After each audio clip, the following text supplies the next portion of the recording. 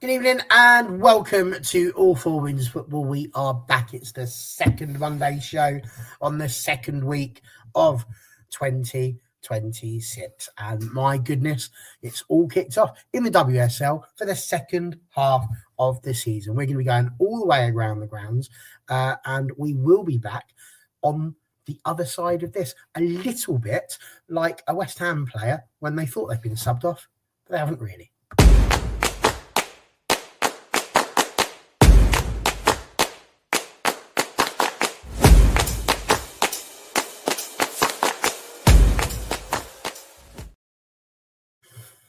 Yes, lovely to have your company once again. Thanks for joining us over here on All for Women's Football. And we have got the usual suspects. But most importantly, we have managed to bring back Freya, who was absent, missing from last week. But the four of us, the gang's back together again. And that's wonderful. Freya, how are you doing? And Happy New Year to you. It's the first time I've had to say that to you online. I know, yeah, Happy New Year. When do we stop saying Happy New Year, by the way? Is it like halfway through January? Because people are still surprising me with Happy New Year. But Happy New Year to you, Barry. Yeah, all good, thank you. Happy to be back. Just life's a bit chaotic at the minute. So just plodding along best I can. Lots of football news, of course. So being busy with my transfer tracker. But yeah, good. How are you? Good, we certainly do. And he's been voted the happiest man in Wales, and he's in the bottom corner with us. Sean, lovely to have you here. How are you doing today? Certainly hope I haven't been voted, have you? That's a terrible winter. I'm all right. Larry David on Curb Your Enthusiasm, right? And in an interview said, it's too late to say New Year after the 2nd of January. If you pass 2nd of January, you stop saying Happy New Year. So I'm going to take the Larry David approach to that. Our football game was called off on Sunday, Sean. So I ventured into Stevenage Town Centre for the first time in probably about 2 or 3 years. It's not a place. And no one deserves to venture into Stevenage Town Centre. No, there's no need for it. No. It's changed. My goodness, has it changed? It's dilapidated in a lot of places. You've got like ruins, effectively, and then a lovely coffee shop with a beautiful view of said ruins, which blows my mind. But anyway, I digress. The Christmas tree's still up. No. And even I'm sat there going, what on earth is happening here? So there we go. Apparently Liberties is still up, must still be up in our room, maybe. Is that what you're saying? My tree's not. No, my tree went down on the 2nd of January, I promise. But today, when I was driving home through my village, as most small English places do, we had Christmas lights up in the village. They got taken down today. They haven't been alight for like 2 weeks, but they got physically taken down from the posts today when I was driving home, which I thought was atrocious because it is, the 12th of January. I think that's bad luck. So if I've got bad luck through that, then I'm going to shake my fist at the town like I usually do. It was harsh, but true. And yes, it can be. The town centre, I'm telling you now, Old Town Centre, this is the new town, and the old town smashes it to smithereens for things that you can go and do. Like, you just park there and there's nothing fun. If it hadn't been for the fact that I needed to go and get new shoes, I probably wouldn't have seen it for the entirety of the year. So there we go. Anywho, yes, Liberty has survived the past week, and she is back with us. So, Liberty, we can actually ask you a question now. How are you doing? And how are you going to kick our show off this week? I'm all right. I'm healthy. I'm well. I have decorated very clearly. I call this now my football wall. I'm sitting in front. I sit on the floor when I do these shows, by the way, just putting that out there, just destroy the illusion. I don't have a desk. But here's the football wall. Yes, that is a calendar from the Euros that I haven't taken down. Lots of Panini stickers. Shout out to I don't buy Panini stickers because I just don't.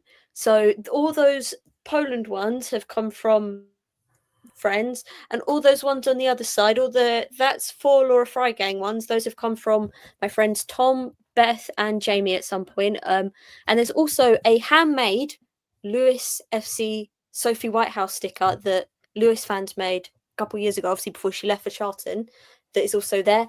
And what else? Pernilla Harder sticker, some Coracuni Cross ones, some Arsenal ones right at the top there. So yeah, I've decorated for everyone. That's why I sort of like was cutting it weird, but I'm going to bring it down to like a normal angle. Oh, and this is a Laura Frygang, her business. When you buy something, they send you stickers and a postcard. And I got to put it on there. Some prints, I took this picture and that one, just putting that out there. But yeah, I'm all right. I do have. Sorry, I just wanted to show off my interior decorating. It's my career. I'm just wondering how we're going to reverse out of this cul-de-sac we've ended in, but you crack on, love. That's my job. I have two choices of trivia questions in my true Bradley Walsh style. You know, at the end of the chase when they go, "Do you want questions A or B?" So, Barry, would you like question A or B? Oh, it's got to be a B, hasn't it? 'Cause that's what my name starts with. Okay, so in spirit of Lindsay Heaps announcing that she's going back to the NWSL at the end of Leon's season, spoilers if nobody's heard that news, she's going back to Denver, where she's from, for the new expansion side. Can each of you name me a player who's played both in the NWSL and somewhere in Europe? I won't give you specifics. Somewhere in Europe. Whoever can get the niche's answer wins. Just niche. If you want to, like, you can go bog standard and get the point, but if you want to go niche, go niche. Can I go with someone who hasn't made their debut yet in the NWSL? Yeah, sure. Nahikari Garcia. Thank you. She set the bar quite high. That's quite niche. And also, she will make her debut, so it's fine. It counts. Thanks. I'll just say Anghara James because I'm contractually obliged to say Anghara James. Also niche. Barry, no pressure, but those are two decently niche answers, and they set the bar quite niche. I mean, listen, you don't come to me for niche. That's not a draw that I possess. But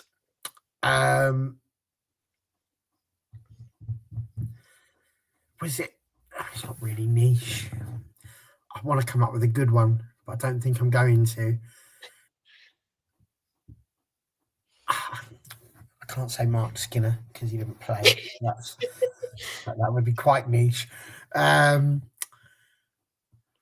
going to have to go with like maybe Kristen Press. Fair enough, is correct. That's why I get it right. I feel like I'm on Pointless. That's where I've gone. The Pointless answers are already gone. But yes, I can't off the top of my head. Obviously, Jess Fishlock. Would she have been another one? Yeah, literally anyone who's played anywhere in Europe and in the NWSL. Wasn't being specific. It's just something that came to head with the Heaps news. My answer, the first player that came to my mind was Ali Krieger. She played in Germany. She played in Sweden. Played obviously in America before ending her career with Trophy Glory at Gotham.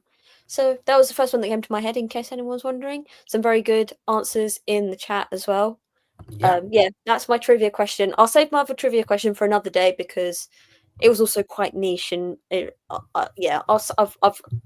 locked it in for another day. This feels like a niche one. This is quite a niche answer, this one. Yes.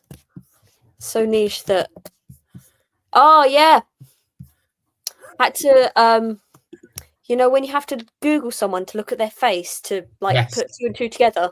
Yes. And say I recognise her face. Yeah. Yeah. Very good. Okay.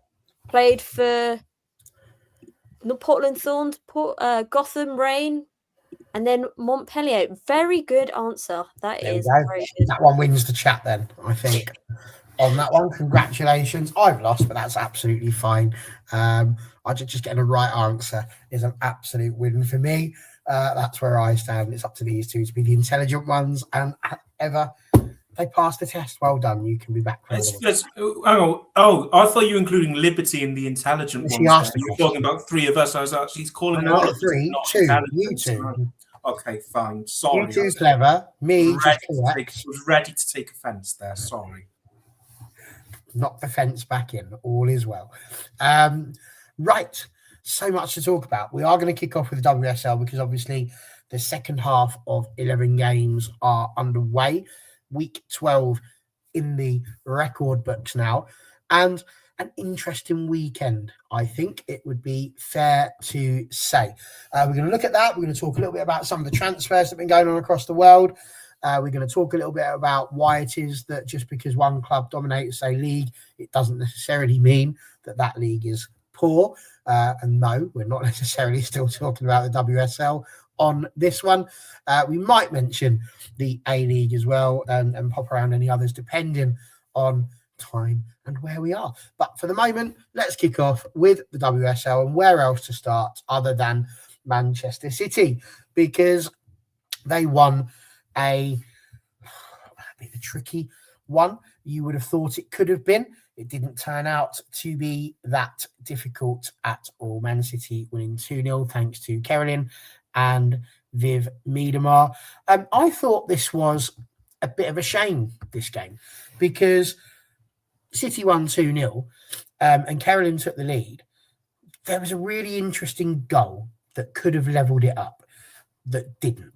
And I had to watch it back a couple of times because Martina Fernandez, who obviously puts the ball in the back of the net for the Caroline goal for the deflection, she then scores a goal, but Ruby Mace on the goal line does sort of stop, stand her ground and lean back a little bit on Yamashita.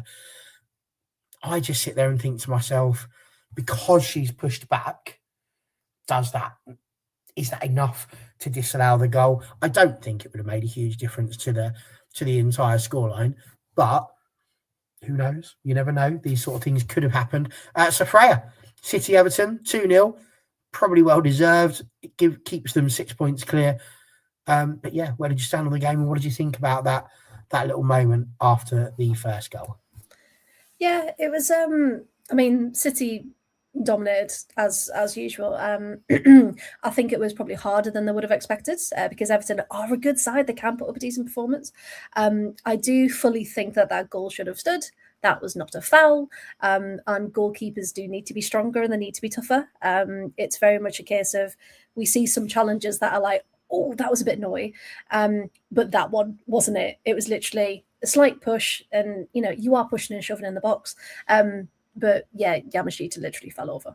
And I don't think Everton should be penalised for that when you need to be a bit stronger. So yeah, I feel Everton were robbed. I feel like City were probably going to win it regardless. But I just think in some games, a momentum shift like that, if you get a goal back and you get yourself back into the game mentally, I just think that might have given Everton a bit more of a push to maybe get something else from that game. But yeah, I just thought City, is there any stopping them at the minute? I think it's going to take a very, very impressive performance to do that. But yeah, I feel really, really sorry for Everton. And my friend Chloe, I do the pod with on a Wednesday, she was there in the press box. And as an Everton fan, she was not happy. Not happy at all. So yeah, very much.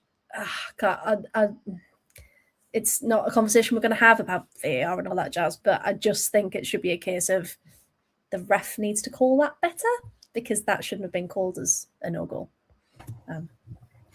Interesting because the commentator said exactly the same thing.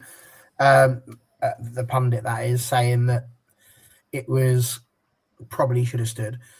I don't know. Sean, I talked myself into it. I was like, actually, I can see why it was given because of the fact that she deliberately holds her ground and pushes back. But then at the same time, do you have to move? Is there anything wrong with being strong on the line? Is that, like Freya says, more important for Yamashita there to be stronger and to find a way around? And if you feel like you want to talk about Trebuchet's point here of talking about whether or not Brian Sorensen's under pressure or if the win against Chelsea's done enough to keep him in his job, given the level of investment, feel free. Have you heard of the phrase, if my grandmother had wheels, she'd be a bike? Have we all heard of that phrase? This is what this Everton goal is. Oh, they scored and this went on. So what? Didn't happen. It's just... Can I read you some stats from the game yesterday? Manchester City, 32 shots with an XG of 4.27. Everton, 2 shots. So even if Everton had scored, I still bank on Man City just putting their foot on the accelerator a little bit more and scoring loads more. It really doesn't matter. And I've always said the technology isn't there, so simply play better than the refs, because you know the refs are going to make a mistake eventually. Okay, so none of this yardie-da about referees. They will make mistakes. On you to play better. But was it a mistake? I don't care. No, but it's your job to care. I don't. Was it a mistake? League. It's a boring league, Barry. You're a referee, aren't you? I used to be. Okay, so let me ask that question in a different way. Would you have given it? I don't know. This was years ago, Barry. I don't care. I don't care, Barry. I'm past the point. Have you ever noticed how when Sean wants to get out of giving his opinion, he just goes, "I don't care." I really you have don't an care. opinion in there, sir. Say it.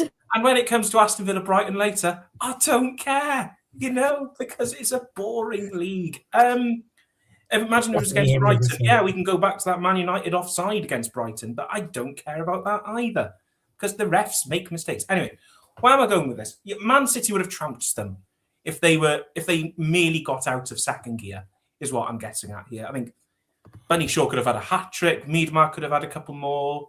Hemp had a couple missed. Like, they were all over Everton. And again, I think it's credit to Courtney Brosnan and how good she is as a goalkeeper. Interested to see what happens with her because her contract is up in the summer. But I think Brian Sorensen said post-match that contractors are in a good place. But I'm intrigued to see what happens with her. On Sorensen being under pressure, yes and no is a weird one. I don't really know is the answer because I can understand the point Trebuchet is making, but I also think, I don't know. It's a weird one because, I think we all expected Everton. We all predicted Everton to do a lot better than what they are, but they have had injuries. And it could even be as small as playing in Goodison Park for the first time in a new stadium, new facilities to get used to. It could even be that as well. Maybe you can pin it on that, but I do understand where Trebuchet is coming from when it comes to Sorensen under pressure. The gaffer's in my ear. Imagine it was against Brighton. Was it right or was it wrong? I don't care. I how many times must I say it? I'll write it on my head at the end of this. I don't care. Referees make mistakes, people. So you're saying it was a mistake? Yeah, sure, whatever. If it makes you sleep better at night, yes, it should have been a foul. Why not? Yeah. But seriously. You know that fence you was getting ready to take? Stop sitting on it. So there we go. Lovely. But that's only match one. There's 5 more games to go. But there we go. Liberty, for you, Sorensen. Sean's right. We did predict Everton to be stronger and better and do more than they have done so far this season. Do they have to ask a question to him, or is he ultimately in a very difficult league to get points from? All of the teams around sort of mid-table, even below, are struggling to pick up points. What do you think? On the goal itself, if it's not, I think that it's a bit like the second yellow card. I know this is a comparison to, God forbid, men's football, but walk with me on this. It's a bit like the second yellow to Shea Lacey yesterday. As in, yes, letter of the law, it's a yellow card. Why are you both laughing? Listen to my point. Stop laughing and listen to my point. I'm laughing at Sean because it's United Brighton. I get it. And now he cares. Anyway, it's a bit like the giving the second yellow. Like, yes, letter of the law says you should give the second yellow, send him off. But do you actually do that, or do you do the right thing, which is just go, mate, I should give you a yellow, but look, you're a kid, I'll let you off. I think it's a bit like that, as in the rule books say it's a foul, but if the keeper's got no strength or seemingly has no strength and like falls over like a piece of paper, then do you have to go, look, I have to keep the goal because actually you're the one in the wrong because you've fallen for no reason. Yes. Oh, sorry. I was reading the message and realised it was about Hayley Ladd and not about me. I was getting a bit confused. I think on Sky yesterday, I'm sorry if I'm about to credit this to the wrong person who said it, but I believe it was Courtney Sweetman-Kirk, who obviously has experience, who said keepers get the benefit of the doubt more than outfield players, especially in those types of situations. And I think that's sort of what's happened here is the ref has given the benefit of the doubt to Yamashita and ruled the goal out instead of actually having the ability to, one, have time to think, because you sort of have to say yes or no straight away in that kind of situation, but also without seeing it really from like all around. She's sort of just seen Yamashita fall and gone, ruled it out. I think it should have stood, personally, and I think the end result, I agree. I don't think the end result necessarily would have changed. You know, I still think City would have won that game, but I do think that there would be more fight in Everton. Like on the opposite side, I think Everton would have still had more because if you get a goal, you know that you could like get another one or continue at least pushing. I think that's sort of what we saw in the Chelsea game is where they get their goal and then instead of pushing for another goal, they just solidify the defense to make sure that their goal is the one that counts and it doesn't get like crossed out essentially by conceding. So I think it would have had more of an effect on Everton than City, but I still think City would have won. I think any game City go into, I think they're going to win now. Yeah, exactly. And I think that's the issue here. Kind of the issue here is the keepers getting the benefit of the doubt is the protected species instead of everyone having like a level playing field as such. Yeah, I think it's I don't think it's difficult. I just think it's a bit like awkward and a bit like like on Brian Sorensen, I think he's not under pressure yet, but if he doesn't finish decently above the relegation zone and then push on next season, he is in danger of being under pressure sooner rather than later. And I mean that in the sense of Everton, up until last summer, did not have enough money to properly invest in either of their first teams, let alone the women's team as a singular outlet, until they had the new management, new ownership that could give them money, and they kind of got out of trouble. Then Everton do invest, and Brian Sorensen is able to bring in players that he wants to play in his style that he's very clearly always wanted to play since he joined the club. I think he now needs time to let that settle and also continue to bring in players that are going to help his style, because he is clearly quite stubborn in the style he wants to play, which I don't think is a bad thing. I think managers get shtick for that too often for my liking. I think it's okay to have a style that you want to play in a formation and things like that. If he gets the players he wants and to play his style and it still doesn't work, then you start to question maybe it's a him problem rather than a squad problem, and that's when he should be under pressure. But I do think, whilst I understand the idea of being in the position he's in with the investment is on paper like it looks bad, I think you still have to give it a bit of time to actually properly settle. And I think if going into next season it's still quite bad and the results don't necessarily reflect the investment and everything gone into his team now, then that's the sign when you go, maybe we have to think about moving on. But at the same time, is there going to be a manager who is going to be able to take this team to a better place than he can? Because we all the time think get rid of managers, especially in women's football, but the pool itself is not very big. It's not, and especially managers with consistent and sustained experience in women's football. There is a coach who's going to be joining the NWSL next season who's never managed a women's team before. Like, we are not exactly working with 100 managers that you can just get or you can just pick from because they just don't have the same amount of experience.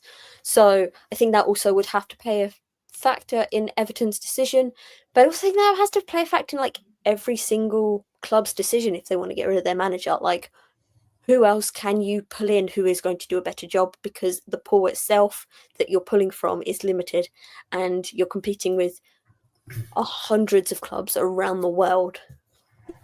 Yeah, no, I think, it's a fair enough point. And again, yes, he has had a full calendar year. It was Trebuchet who asked the question. How much time does he need? I feel like the pundits back him because he's a nice guy. And maybe that is the case. But I think at the same time, Everton currently being in 10th spot, they've got time potentially over the next year or so to really sort of settle into it. I don't know. Should they be doing better? Possibly. But I can't say I'm sold fully on that one just yet. Frey, you didn't get a chance to talk much about Brian Sorensen, but Emily's put in here. I feel like letting Hayley Ladd go is a huge mistake from Everton. And maybe so. Not a great mistake for Crystal Palace in getting her, though, as they have just managed to win 1-0 over Sheffield United women. The game has just finished, and it was a Hayley Ladd 86th minute goal that has ensured those 3 points for Crystal Palace. Are you all right there? So do you need to put 50p in the meter before you come back? I was going to say, can you see us or not? No, not really, because you've frozen. Just... That is what's happened there. Right. We can hear you. Okay. Right. I tell you what, let me rejoin. Hang on. And with that, she was gone as quickly as that. But yes, Emily, absolutely. Right. A great signing for Palace. When I saw it, I was like, that is a sign and a half. That could well be the difference between Palace being in 5th and Palace getting into the top 3. Hello, there you are. And you're moving all well. So yes, crack on. Yeah, sorry. Sometimes the blur feature just completely takes my laptop out. I think the thing with Brian Sorensen and of course Hayley Ladd that we were talking about, I really like Brian. I haven't got a bad word to say about him, so I would. But yeah, I think with the players he's brought in, I think he brought them in. There was then teething issues, and then there was loads of injuries again, as there always is. So I just think they're not at potential yet, and I think until they're at that point, then if the club are happy to keep him and they're still plodding on, yes, they should be higher than 10th. But I think at the minute it's just a case of give it a bit more time. But I like Brian, so I'm staying there. Hayley Ladd, though, I think sometimes as much as a player, she probably does still deserve to be at a team like Everton. I just think if you're going to drop to a team that are going to give you minutes, and it's clearly the right thing because she did score, she did get 3 points tonight. Looking at Kate Robinson as well, sometimes things just aren't working out and you just need a complete gear shift to get back into that rhythm and to get back again. Because, Kate Robinson wasn't really working at Villa, it didn't work at Everton, she was recalled early. There was so many things going on. And I just think sometimes change of scenery, change of league, whether that's going up or down, is just the right thing. So Hayley Ladd, we know what she can do. Yes, she could still do a job at Everton, but actually, maybe this is actually where she needs to be right now. No, I agree. And how good is that as well for the WSL too? If you've got players that are willing to drop down into it, it shows exactly. It builds that league as being not almost like a graveyard to go to, but an actual decent place to go and play your trade. So great stuff, can only help the professionalisation of that. So as if my job wasn't already hard enough, I've got to try and make sure that whatever I say next is something that Sean will care about. So I will try my very best, Sean. I'm on this. But we're going to go to Chelsea next, who had the biggest win of the weekend. And it was, let's be honest, not great, really, for West Ham. Started right from the very beginning. Uendo deciding to stick the ball into her own net. Nothing she could have done about it. She swings her foot at it and just goes off of the other leg. It was not ideal. And in it went. brilliant though, from Ellie Carpenter down the right-hand side, which was good to see.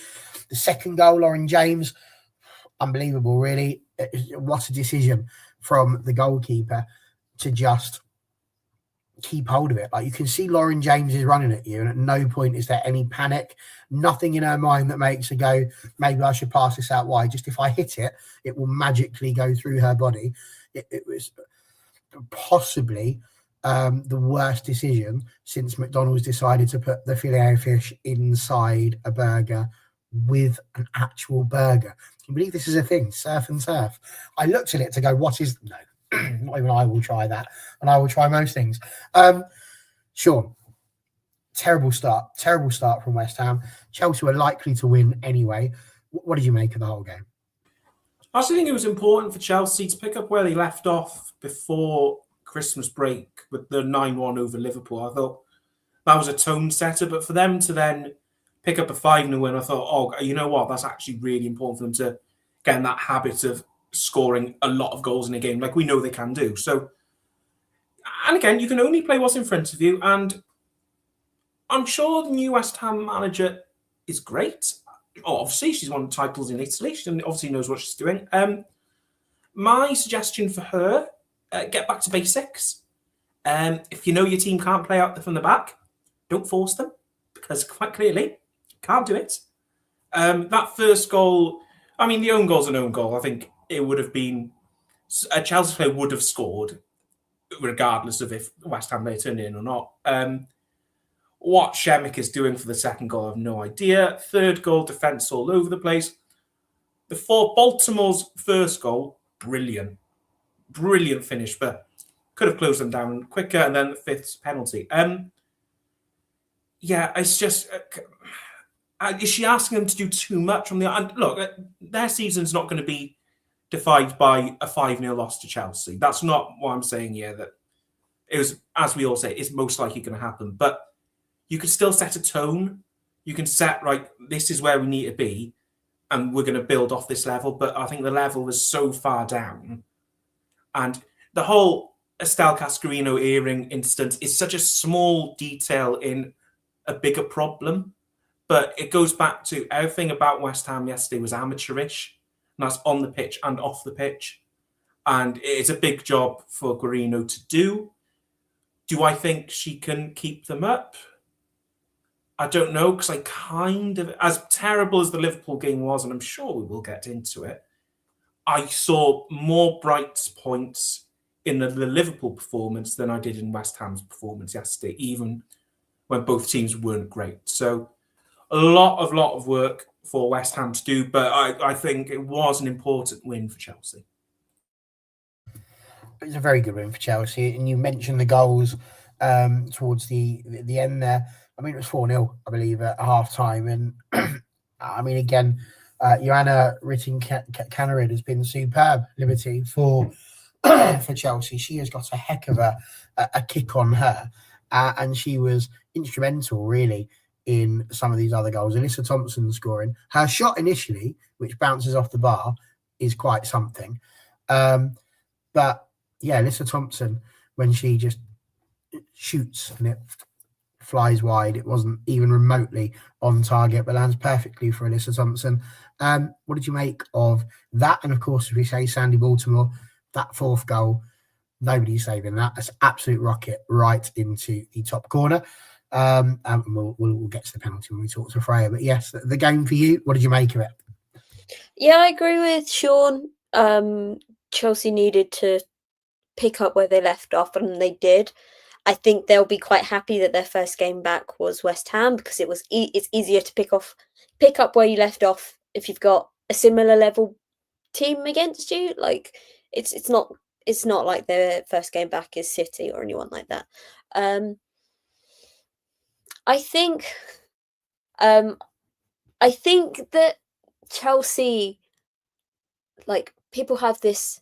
I've seen some things on the internet that this is where Chelsea are usually already in the driving seat and everyone's playing catch up to them. And I think they'll be using that as motivation to get these big score lines where they can, because they know that this time last year they were on top of the the league, and everyone was talking about how basically the league was finished already and it was January 1st. So I think they'll have that in the back of their mind, but they also know that they can carry that form into the FA Cup at the weekend, and then next week the semi-finals of the Subway Cup. I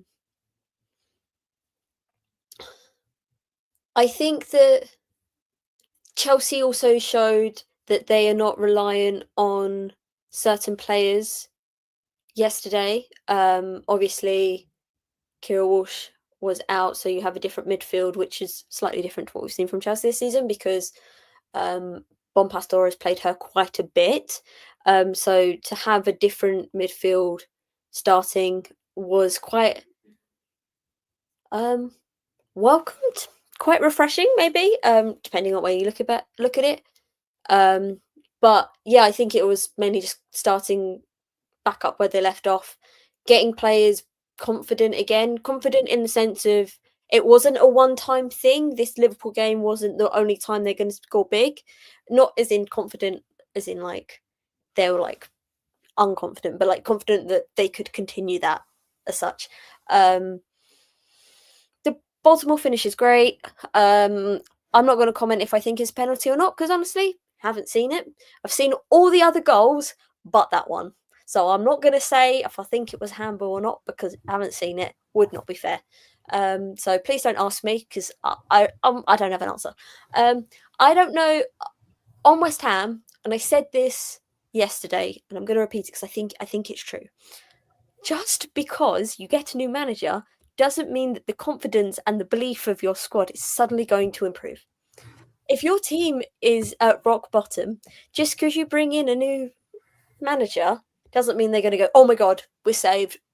Brill. And I think we see this across football, across the world. It's not like it's going to be magic. A new manager bounce happens, but it's not going to save a season, especially if your first game is against Chelsea. I don't know what King is doing for the second goal, but as I think it was Uncle Tony, I'm going to credit the right person. Uncle Tony did say she did have great saves. She is a brilliant keeper, and I say that both as somebody who's biased, but also somebody who's not. We saw in the Euros how good she can be when there's a bit of order in front of her and there's a bit of belief in front of her, and I think that is something that every week I do that West Ham need to bring out the best in her because she is a good keeper. Excuse me. And I think the back line doesn't help her most of the time. And I think that in bringing, as Sean was saying, bringing Chelsea... Oh, sorry! Jesus! Because I then get stressed that I'm going to do it. I get stressed that I'm going to call them the wrong name, so then I do it instead of like actually not worrying. Sorry. West Ham, going back to basics, it also is a sense of just having back the relationship between the keeper and the outfield players, especially her defenders, that like I've got you and you've got me and we're in this together rather than being two disjointed entities in the same place.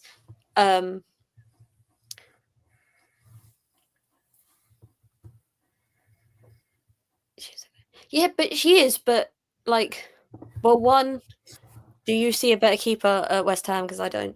And two, most of the time she's going to be a shot stopper because West Ham are not going to dominate the ball where she's going to need to use her feet or play or be a ball player because they're not going to dominate games in that way. So it's not really necessary for her to be that. She just needs to be a good shot stopper. But also, I'm biased. She's the number one keeper for my country. I'm not going to hold that back. But yeah, I think in a weekend of sort of nothing games, it was quite entertaining. Just purely because goals were actually scored. But does it teach us that much about either team? Really, in a sense, you haven't started discourse. It's okay. It's okay. Me and Uncle Tony have friendly debates every week. It's fine. But yeah, do I actually think we've learned that much about either team? No, it's sort of what we already knew. But I do think it's just a sense of West Ham need to bring back, like basically the whole of West Ham United needs some belief and confidence in themselves and some heart back in football.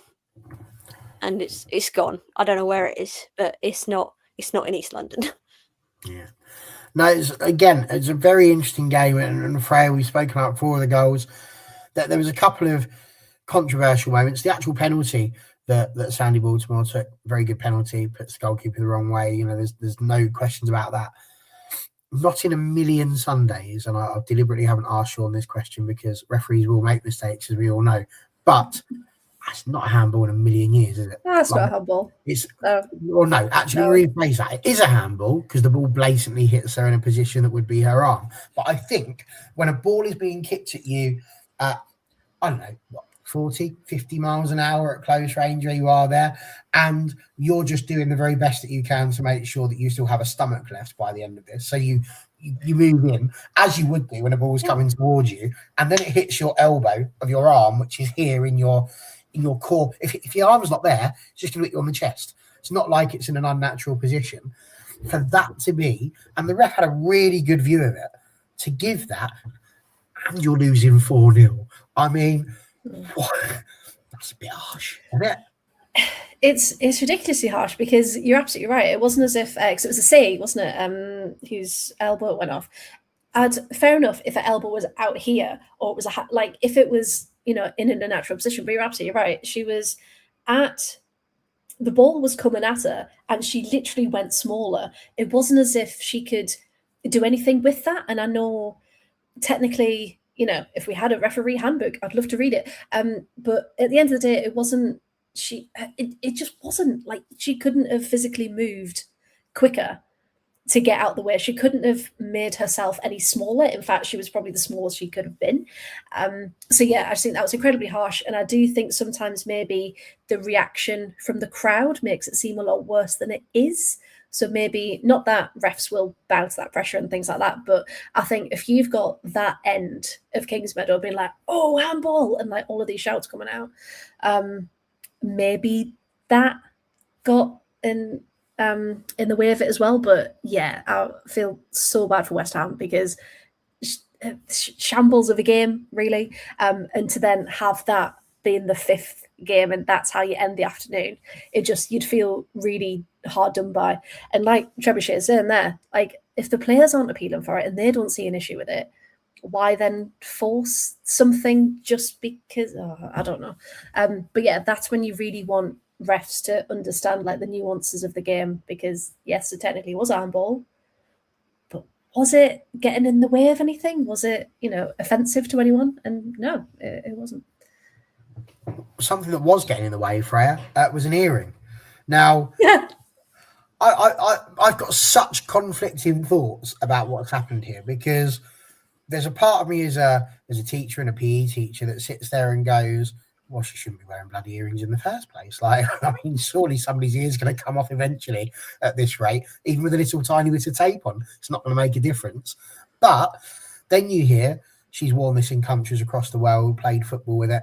Why do you think, I mean, let's be honest, that happens to Stevenage on a Sunday, the player's told to go off and take the earring out. My question here is like, what is happening? Why is it that she wasn't allowed to play? And more importantly, why couldn't she take it out? Well, that's the thing, and I don't know if anyone else heard it as well, but on the commentary it was like, I don't know if that no, it was on the women's football show, if anyone watched it, and they said, I don't know if it was like in school, as soon as you got to the 6 weeks, you went and got your ears pierced because you needed 6 weeks to heal to take them out again before school. But yeah, I mean, from a teaching perspective, from a PE perspective, you take them out, you don't put tape over them, or you can't take part, because it's not worth your ear coming off. And I don't know if anyone else saw it, but it was a plaster, wasn't it? And it was like lengthways around her ear. And I thought, if someone tugs that, that's coming out. Like, that's not preventing anything. So I think the issue is that if it hasn't been enforced anywhere else, that's really bad. Like, if you're talking about safeguarding players, you know, no necklaces, no earrings, no jewelry, no nothing, and that should be the standard across the board. So if she has been playing with that in, then questions need to be asked. But we talk about refereeing in general, and I think we need to have, across the board standards that do not slip at any point. And I think when it comes to player welfare, it definitely shouldn't be that. So yeah, she should never have come to the pitch thinking she could have played anywhere. I think that's a failing on her part, the manager, even like the backroom staff as well, who have been in the WSL, if she was defending that it's a difference of league thing. But yeah, if it, depending on the earring, I mean, I don't know what kind of piercing it is, but surely all of them should be in a position to get them taken out.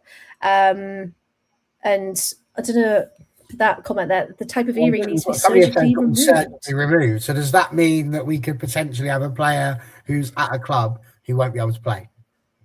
Well, that's the thing. Is it more of like a dermal piercing? Is it more of a, like, what is it? But the fact is, people, again in the chat, it's just an earring, it's not that deep, but it reflects the rules that some are playing by, some aren't, some are upholding and some are not. So I think it's, yes, it started with an earring, but there needs to be a blanket, no jewellery whatsoever. So in the WSL, and it is, someone got it up. Hang on, I can get it. And it does say, Football Association rules state that all items of jewellery are forbidden and must be removed and no allowance is made. So that is the FA rule for the WSL. So that's it. It should never have been a thing in the first place. And fair play to the referee for getting it right and telling us she's not allowed on. It's like, honestly, if the ear comes off, everybody's really going, well, why are they allowed to wear it? And we often have it's not worth it. Discourse where afterwards people go, how was that allowed to happen? But then when people stop it from happening, you know, I don't know. So for me, not much, I think, to add to that. Also, just to say, this is the lovely person who managed to spot that my tweet was, as well as Liberty, she was very quick to spot that Chelsea don't need to catch Arsenal. It's the other way around. I had a little bit of a brain fart there. But yes, apparently watching from Uganda. So welcome, lovely to have you here. We talk about all women's football being a global brand. So lovely to have more people from across the world, and I've got other people who aren't just in England as well. So excellent stuff there. Right, there we go. We've hit that inevitable time where we need to talk a little bit about the battle for third place. And the battle for third place saw potentially one of the most boring games, not quite as boring as one of the games. I think the other game between Liverpool and London City Lionesses will take the award for most boring game of the weekend. But potentially just after that, Manchester United against Arsenal, where there was probably about 7 minutes of watchable football that was really exciting. Other than that, it was a bit like trying to watch Jake Paul and Anthony Joshua walk around a boxing ring and pretend they're actually boxing and not just hugging each other. So a very, very difficult one there. But then what we also saw was Ashley Neville forget which team she was playing for and managed to put the ball into the back of her own net against Spurs. And it's a shame, really. To be fair, she's got to try and deal with it. And it hits her in the head, and in it goes. Somebody else would have got there, you would think, but not ideal. That own goal has managed to put Spurs into fourth spot. They are level on points with Arsenal. I think we're all agreed, but I will just double check it, and I'll kick off with you, Liberty. We are looking at Arsenal, United, and Spurs fighting out for third place, and City and Chelsea fighting for the title. That's how I see the league shaking out. No, it's bias taken over here. What say thee, Liberty? I don't think I in football, this is my opinion across all football and not because my team is in question here. I think that there is no such thing as a battle for third place or a fight for third until it is mathematically impossible for the team that would finish third to not finish second. That's just my opinion. And Sean's going to go, oh, but Chelsea are going to... City still have to play Arsenal, Chelsea. No, actually, beep City. Let's not talk about them. Chelsea still have to play United, City and Arsenal again this side of the window. So does Arsenal. And obviously not now United. And then the same that United have to play Chelsea and City. So if we look at the league, this is my league table. We always say that the big games in the WSL are going to see who finishes where, because technically the rest of them you should beat or get a result. Even if you... Okay, here you go. Chelsea versus Arsenal in October, November? In the autumn, 1-1. Chelsea versus United in the autumn, 1-1. Why is it a possibility that neither United or Arsenal could get a result against Chelsea? Why are we saying it's decided they're going to finish second, when if both United and Arsenal beat Chelsea and City beat Chelsea, then that completely disrupts the order. I don't believe in a race for third until we get to a point where it is a race for third. Personally, Sean's going to go, oh, but Chelsea are Chelsea and blah, blah, blah. Oh. Guess what, Sean? I don't care. It was boring. Saturday was boring. I actually would like to tell you a story. I was sat next to a young boy. I think we're going to place him at about 13. Him and his friend. I would also place the friend at about 13. And the boy sat next to me was a bit of a chatterbox, which is fine. I don't mind a bit of chatter. And he goes, "This is the most boring game ever." 2 minutes later, not even 2 minutes later, red card. And he immediately goes, "This is so exciting." It was so sweet. He was so sweet. Oh, bless him. I was chatting to him. He kept asking questions, and so I was answering them, because he obviously don't think he knew too much about football. But I was answering his questions for him, getting him up to speed. It was so cute. But yeah, I just liked how he went, "This is so boring." And then red card. "This is so exciting." And then at the end he went, "It was a bit boring though." And I was like, yeah, it was boring. Nothing much happened. A red card. Not a red. Would you say it was a red? Yeah, you don't go in for a tackle like that if you're on a yellow, and she deserved a yellow from the first half.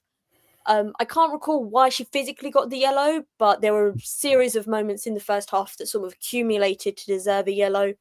Just constantly struggling to contain Liv Smith and fouling her like everyone does and everyone did in the United game. I think that, well, we've had this conversation before, but black and players of colour do not get the protection that they deserve in this league from refs.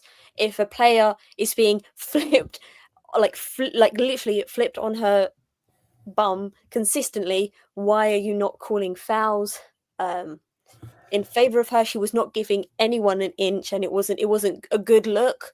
So I was actually quite surprised that she gave the second yellow, because I just thought the series of what's happened in the first half, I thought she wasn't going to give it, but it was deserved. I don't know what Jade's thinking in that situation, honestly. Like, fully a fine tackle to go into if you're not already on a yellow. Like, if that's going to be your first yellow, go for it. It's like a bit of a tactical slide in, but not if you're already on a yellow and you take out Caitlin Ford when she's about to break for the box. Like, I just thought, oh mate, like, I actually felt very bad for Simia Wojo, who got subbed off because of that. My heart went out to her so much. Watching her walk around was actually like a bit heartbreaking. Game itself was boring. However, the 3 debutantes, shout out to them. I think specifically Hannah Lundqvist coming on, obviously, after Jade got sent off, and Smilla Homburg, very good performances from both. I think Smilla Homburg was potentially one of the best players of the last 15 minutes, not of the whole game, the last 15 minutes that she played. Really bright spark, immediately showed what Arsenal fans can expect from her, which is obviously what I'm used to at this point. But Hannah Lundqvist, just as good to come in when you're probably not expecting it, and then, you know, the person in your position gets sent. Did she though? No, she didn't. She committed more than that. When the player that is in your position gets carded off, you're not really expecting it. She did really well. Lea Shillard did as well as she could with the United attack that was non-existent. I'm sorry to both Connor, if he's still here, and Barry. Where was it? It didn't exist. And I think that Same place as your goal tally. United's defensive performance is overshadowing the lack of attack, because there's no way you can come to a big game and a team that you're rivaling for in a top 3 position and have one shot on target and it's a header inside 10 minutes. That is not good enough for a big team who are playing Champions League football. That is atrocious. I'm sorry. It is not good enough. And brilliant defensive display from United, absolutely, especially when you went down to 10. Like, can't fault it, but it shouldn't come at the cost of all of your attack, because this is, for both teams, this is not a must win, but you need to do better than kind of giving up. I think that for Arsenal, I think they've got in a bit of a position where the Arsenal versus United is either like 7 goals or it's a draw or 1-0. And that's sort of like expected now if we look back, obviously, to that United win in October 22, was it, at the Emirates with the Alessio Russo? Yeah, Alessio Russo header finish. That was, 7 goals. It's either been a 1-0 or a draw or like an insane goal count. And so I kind of knew that this was probably going to not be a great game. I think Arsenal didn't learn from when they played at Leigh Sports Village. It felt kind of like more of the same, being able to attack as much as possible, but not actually being able to finish anything. United's almost accidentally become a bit of a bogey team, going back to probably before the Emirates win, back to some games before Euros 22. And I think that they sort of need to get over that quickly, because we do play each other next week. But I also think there is an issue with Arsenal's finishing ability, not overall, but definitely this sort of like funk of coming back after Christmas. Like, every year we struggle, especially at the beginning of January, to score. The Crystal Palace game from last year obviously doesn't really count, because it's like you're fighting against a relegation team. It's not exactly a fair playing ground. But in other times we've drawn to Chelsea 1-1, or we lost obviously last year at the Bridge from a penalty. So it is sort of like a funk that hangs over them. And my friend Adam Salter wrote about it. If you want to read more, go find him on Twitter. But yeah, I think that Arsenal needs to get over it sooner rather than later, because they've got a knockout FA Cup game against Aston Villa, which is not going to be an easy game. And then United in the Cup, and then Chelsea. It's like you got to get out of it quickly. So maybe it will kickstart their mindsets, but obviously time will have to see. I realised that I've gone on about one game and you mentioned another game in your pre-build-up, so I'm going to quickly say it. Signa, Gopset, Brill debut, like coming in right at the right level that I think we all are expecting from her. Brill, my heart goes out to Ashley Neville, because nobody's trying to stop that being an own goal. I like, it's got to be hard when you have a player who's such a legend of your club, and then her first game, like immediately after leaving, is against you again, and then you have to do it again in the FA Cup coming. It's really hard. But why did they change the keeper with a completely new backline? I have a friend called Charlie who is a Leicester fan, and she said exactly that. She was like, what are they doing? Why would you change your keeper? And wait, am I good here, right? Yeah, they changed the keeper. Yeah, they changed keeper. Clark, sorry. I could see in my head Leipzig, but I was thinking that's not right anymore, and I didn't want to mess up. And also the comment kind of took me out a bit for a second. Sorry. Yeah, why would you change your keeper? And also your entire back line doesn't really make sense to me. Sort of a recipe for disaster. But other than that, some good moments, as I said, from Gorpset, but still like a bit meh. like not exactly the most entertaining game in the world. And I don't even mean that in terms of goals. I just think like sometimes the football in the middle of the pitch is a bit boring too. And I'm leaving now before people get bored of my voice. You can't take, and I may just go back to Spurs because Barry asked me about Spurs and I realised I hadn't spoken about them, but everyone deserves equal yap time. And that, ladies and gentlemen, is the answer to the question, was it a red card? There we go. Love it. Right. Freya. Sorry, Barry. I thought you were asking me about them all in general, not just the red card. I know, but it made me giggle. So there we go. And it made everybody else giggle as well. So there we go. Levity. It's what we need. Except Sean, but there we are. Right. Freya. You didn't laugh. Watch it back. Same sort of question, but there's people talking a little bit about where's it gone? It's just there. I know I should have put some. There we go. Sip away saying, why is Renee complaining about a keeper going down when their goalkeepers are the queens of it? I want to be clear. For me, the only reason this is even a thing is because a question was asked at the end of a game, which she politely answered with what she thought. Yeah. Because nothing else has happened in the game really that's worth discussing. They've had to make something out of it. And therefore, this is the bit. So that would be my first thing. But also, did you think it was a red? I disagree slightly with Liberty. I think it's a red. I don't think there's no argument with that. But I think if you switch the two tackles, so if she makes that second tackle first, I don't think she gets booked for it. She's marginally late. It's not the world's most outrageous one. For a first foul, you probably just, it's a foul, but I don't think it's a yellow card.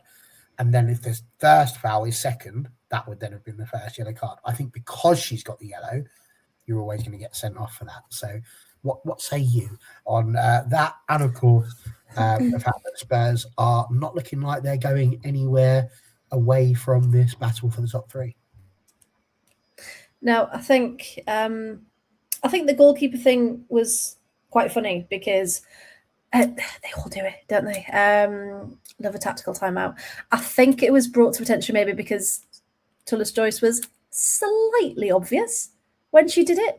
She just happened to go down the second the red card came on. So yeah, I think there needs to be like the refs need to be tighter on it, just like for the ones who take the mick and the ones who are time wasting and the ones who are going down every 2 minutes. Fair play, get tighter on that. But they all do it to get new tactics and whatever. But yeah, Renee was just answering a question, and that's it, and that's where we should leave it. I think red card. Yeah, I think you're right. Not gonna lie, I was at a soft play on Sunday, but I did manage to get about half an hour of multi-view, which I hate and love at the same time. Especially Leicester playing in that different colour really threw us, and then West Ham playing in cream was weird, and just when you're trying to focus on 10 games at once. But yeah, the red card, I think it was silly, wasn't it, to get sent off. It was a silly foul. She shouldn't have done it, but she did, and that's pretty much it. Ref got it right. What was your question about Spurs? There was a lot going on there. Well, they don't look like they're going anywhere. They just think on hanging around. Nobody expects them to be Spursy and drop off. But I'm not one of those people. I think they're going to be hanging around like a wasp at a picnic. Or wasp around chicken when you go to Greece. If anyone's been to Greece and ordered chicken, you will know. I was hunted down by wasps and hornets. Just a fun fact for you all. I didn't think Spurs would still be here at this point of the season. I think they would have done Spursy things and then had a bit of a peak and then gone down again. But yeah, I think Martin Hall, what he's doing and what he's doing and what he's building is really impressive. And the fact that the team finally look cohesive and they're doing some really good things. So I think, even though it was a really sad own goal and that's how Ash Neville had to say goodbye, I think they probably were going to have won it anyway. And I just think there's no one else really challenging for that, because you've got Villa, who is very hit and miss whether they show up or not. London City are boring. Brighton, again, hit and miss. And then Leicester haven't really turned up for the past couple of seasons. Everton, should be better than they are. And then you got West Ham, Liverpool, who we've talked a lot about. So yeah, I don't think there's anyone really to come and claim that place from them, if that makes sense. So yeah, I think even if they just course now until the end of the season, I think they're pretty solid where they are, to be fair. Yeah, no, bizarre turn of events. Very much so. Very much so. Not something that I think any of us had expected at all. Sean, I'm sure you have got absolute reams of notes on these two games. I said, and Liberty chastised me, that we're in a two-division situation now, really. I still think it's City and Chelsea. I shan't be persuaded otherwise just yet for the title, and it's 1 from 3 for the third spot. You told me off. No, sorry. No, you said no. Sorry, you said nothing about a title race. You said it's a battle for third between Arsenal, United, and Spurs. Correct. Which is the point I was disagreeing with. I don't think it's a battle for third yet. I never said anything about Chelsea and City. No, I did. I said it's Chelsea and City. I didn't say that. Don't put words in my mouth. I didn't say nothing about no title race. Okay, well, Liberty didn't hear me say the first bit of my point because she was too enamoured by the fact that I'd had a go at the mighty Arsenal. But for you, Sean, that's where we are, isn't it? We're going off Liberty's logic. Freya, get excited. We're still in a title race because it's mathematically possible. Let's all go. I never said anything about the title race. But you brought up Jesus Christ. I never said nothing about no title race. I said mathematically possible. You said mathematically possible. So therefore, the season, we're going to win the whole thing. It is split in two.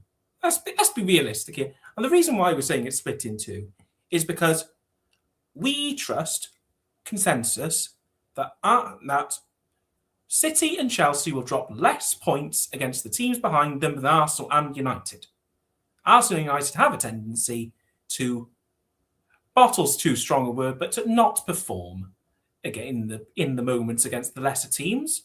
And I have no doubt that they will do so again, especially with them both competing on the Champions League front. Yeah, mathematically, Arsenal can get relegated. We can't forget that. God, we spent so much. These two games we should have spent 5 minutes on. Honestly, nothing happened. We could have done this in an email. And yet here we are still blabbering on about Arsenal. 25 shots, by the way. 6 on target. And all 6 of them saved by Fallon Tallis-Joyce. Yeah. United, poor, too defensive, should be more exciting. Tottenham, yeah, all right. I thought Leicester were actually quite good. I thought Sarah Mealing was really good, actually, for Leicester. I think that's a really good loan signing for them. Yeah, I know. 2 boring games. Really, we should not have spent much time on this.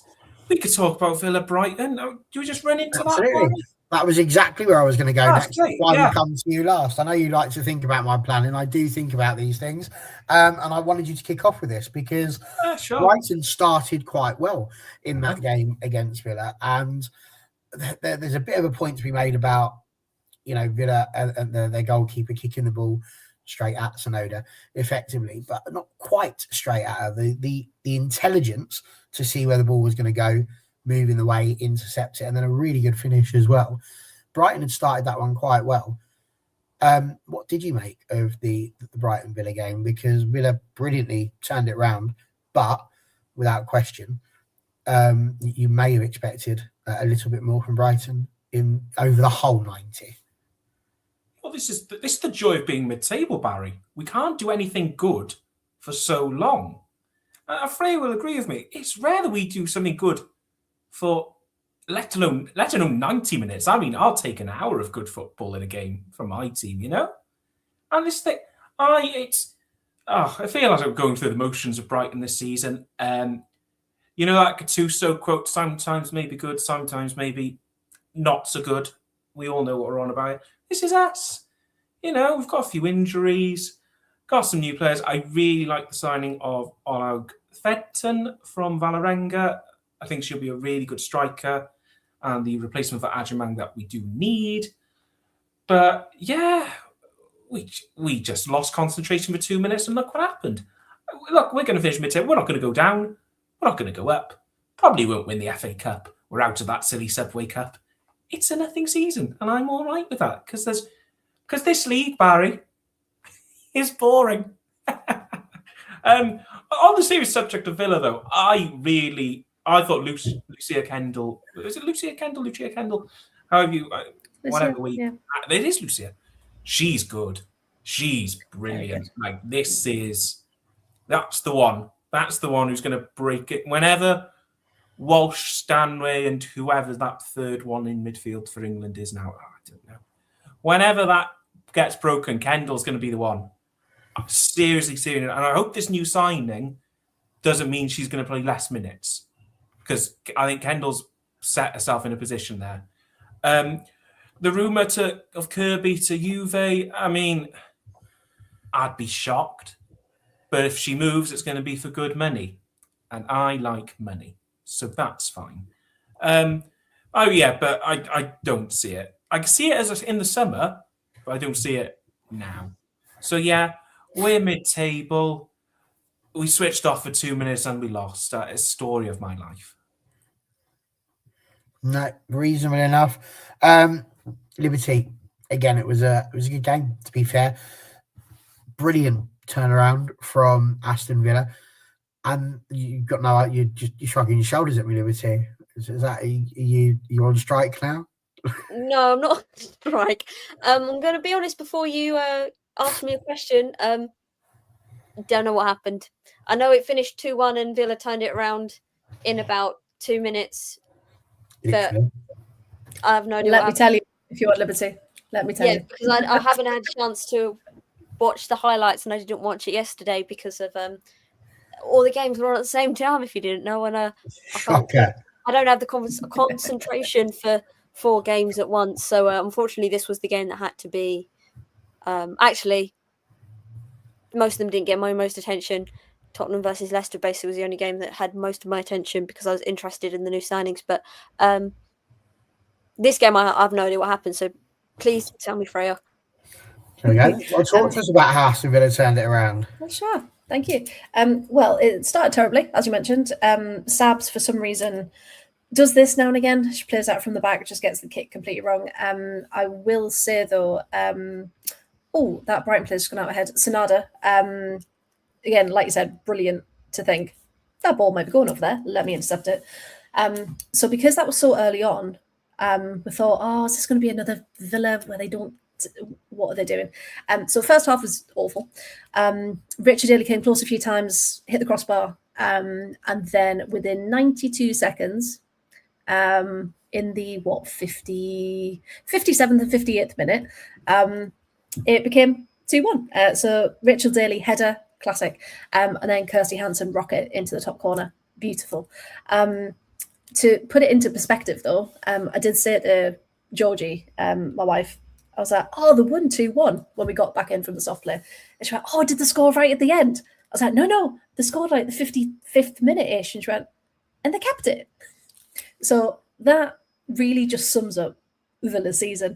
Because you're right, as Sean said, usually if you do something good, it's a bit too early and then you've got about an hour of either defending or you just can't get it in the back of the net again. So the fact that we could then come back from going behind and actually get points is quite nice. However, I will just say Villa are now 6th in the table behind Man United, which normally would sound like a good thing.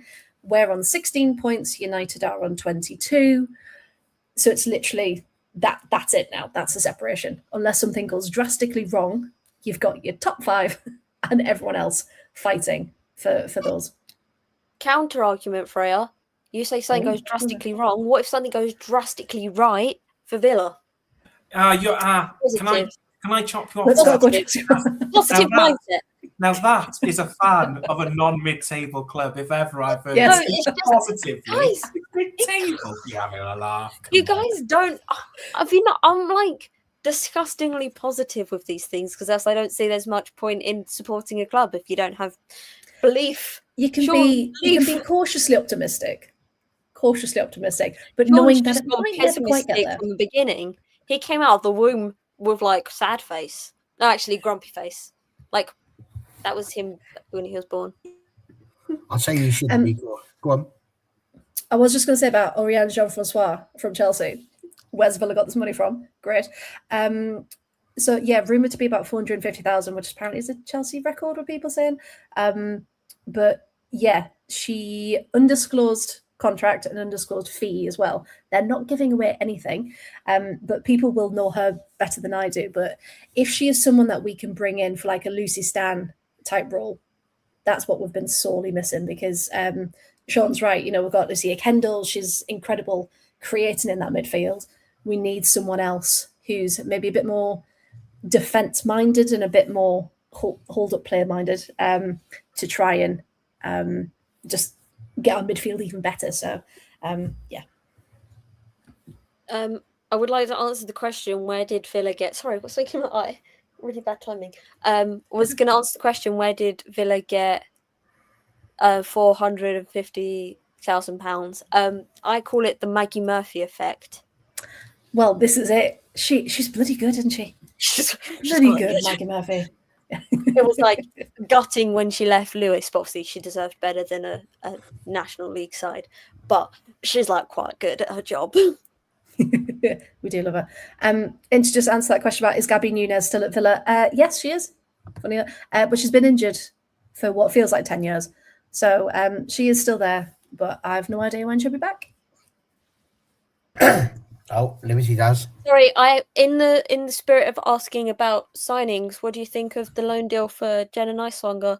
And also, if you loan out a fullback because she wasn't playing, what does it then say that you've then signed one on loan yourself? Funny that, isn't it? It's so what we've tried to think of is Sarah Malin, as much as she is a very, very good player, the way Villa are going, they're trying to bring in even better players. So Sarah Malin was always, unfortunately, is now going to be a bench player.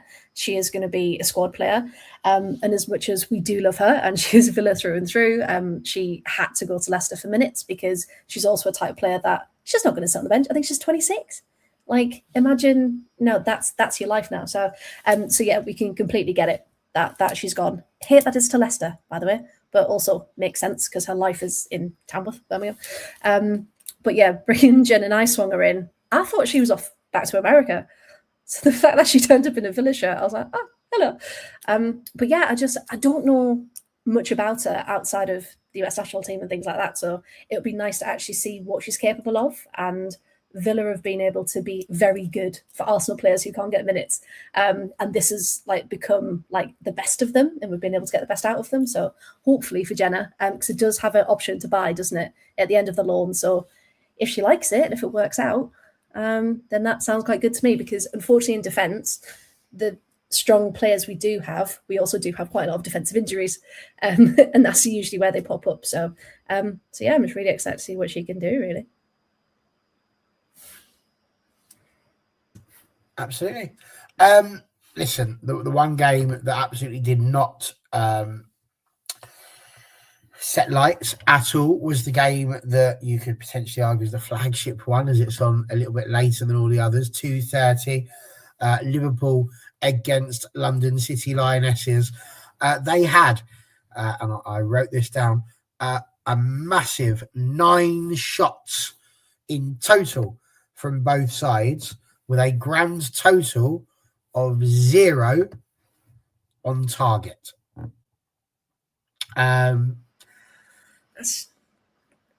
It's comical in the worst possible way that they were the stats from that match. And by the way, player of the match, right, went to Jennifer Falk, the goalkeeper. And I'm like, she's done nothing.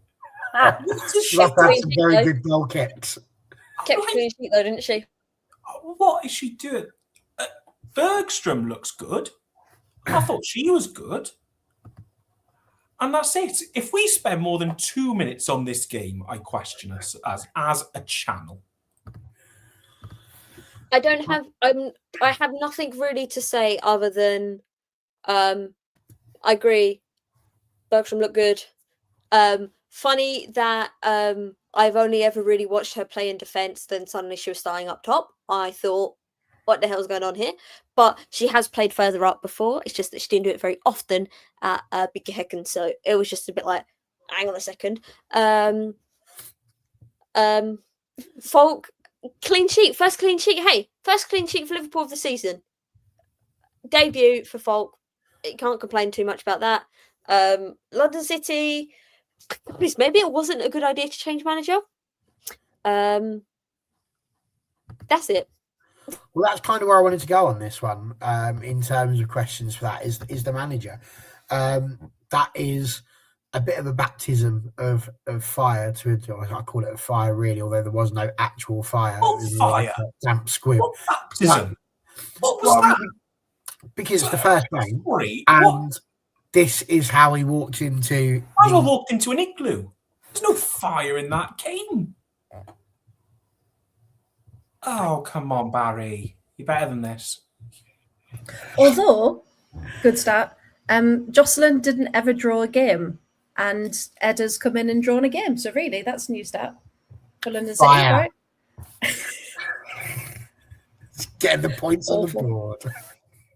Actually, I do have a point that I did raise yesterday, and I would like everyone's opinions.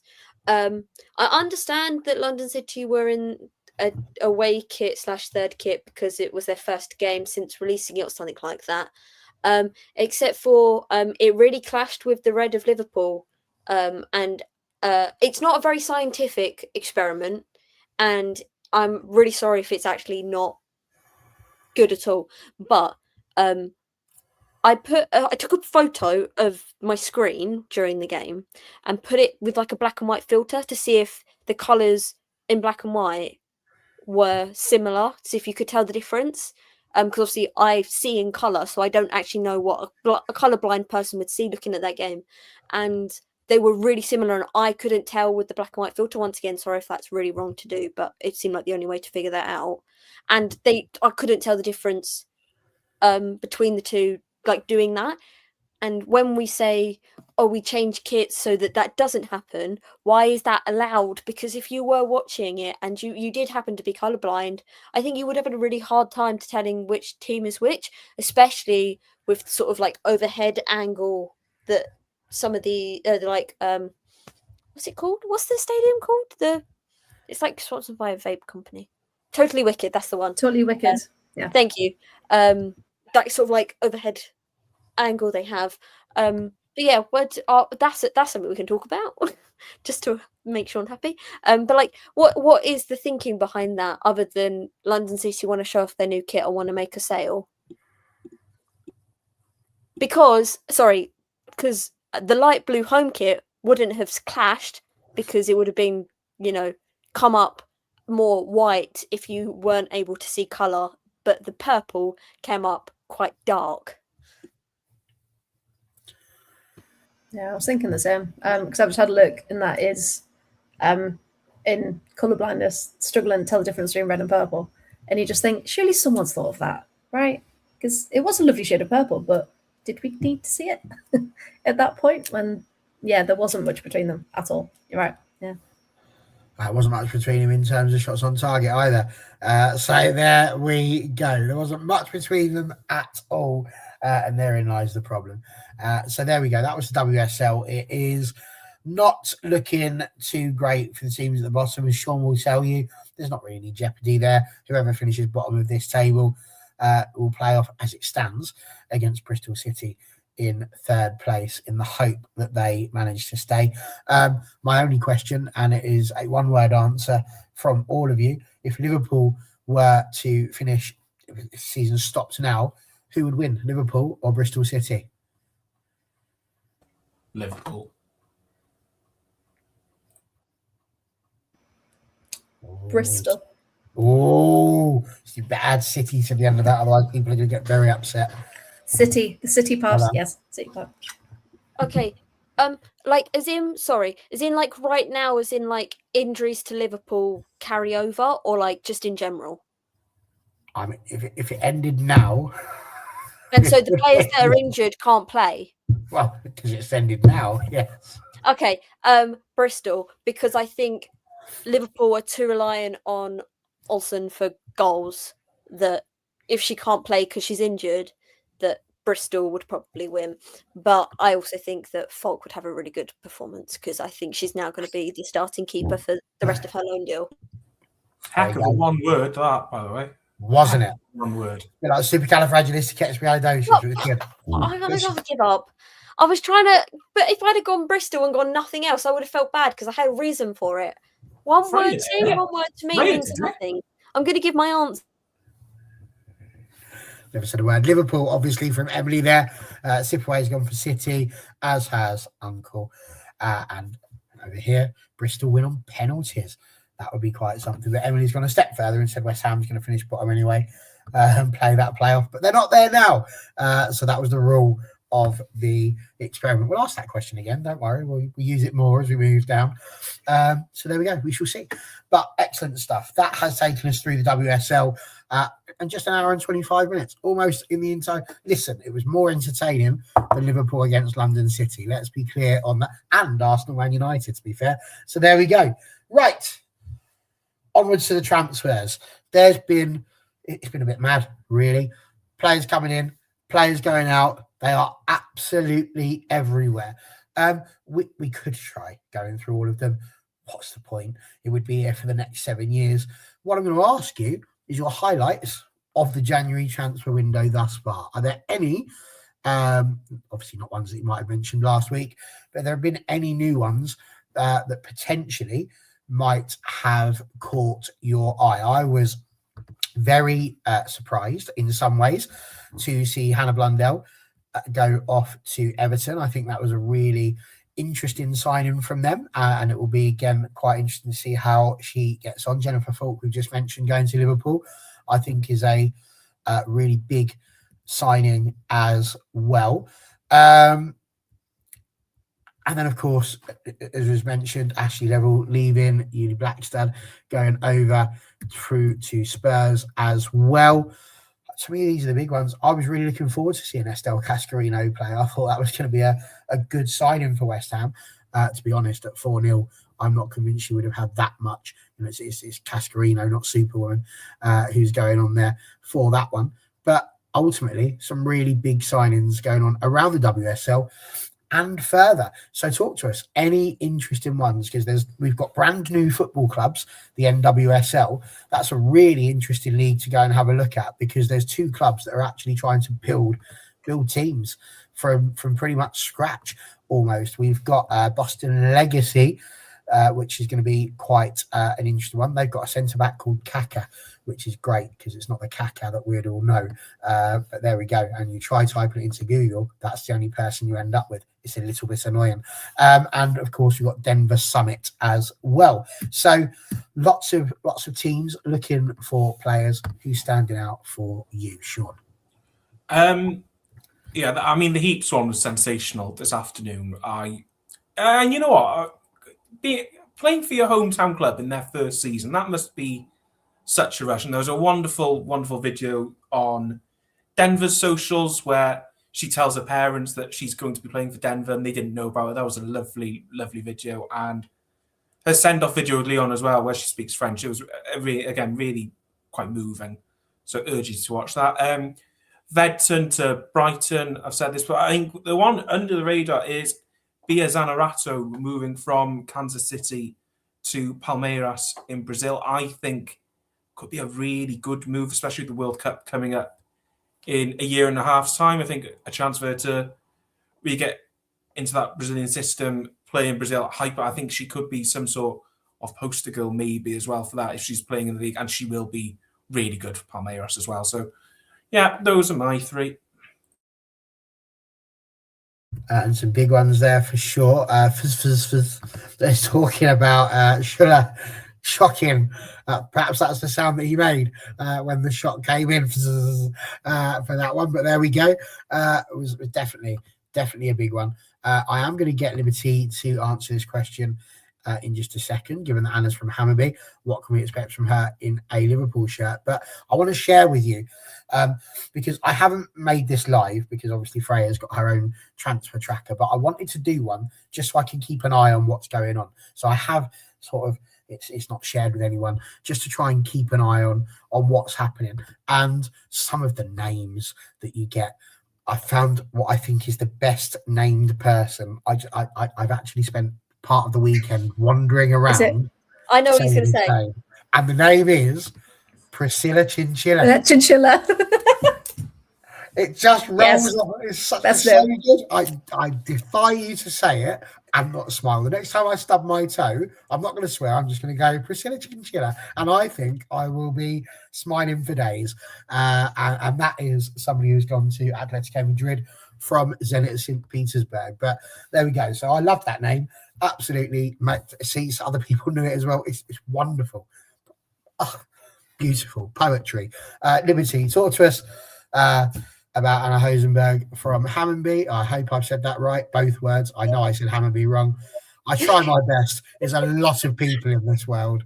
So there we go. Go for it. Tell us more. I believe that it's and I can almost hear Uncle Barry, Uncle Tony. Sorry, Barry, gonna correct me. I can hear it, but I have looked it up, so don't shoot me. Shoot the internet. I believe it's Ursindal, but the O letter doesn't exist in the English alphabet, as we all know. So I do think that I could potentially be wrong, but that's what I think. You can. That was going to be my pick for under it. I got it right. That's a first. Thank you so much. That's made my day. I'm really chuffed with that. I try. That was gonna be my pick for underrated signing. Because I think that her time with Hammarby was slightly disrupted because of injury, especially last year. As in 2025.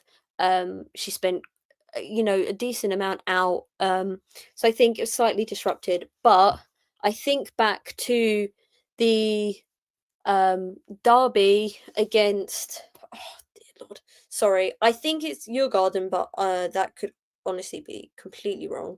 Back to that derby in 2024 where it was like one of her first games, and it was like actually electric. Hang on.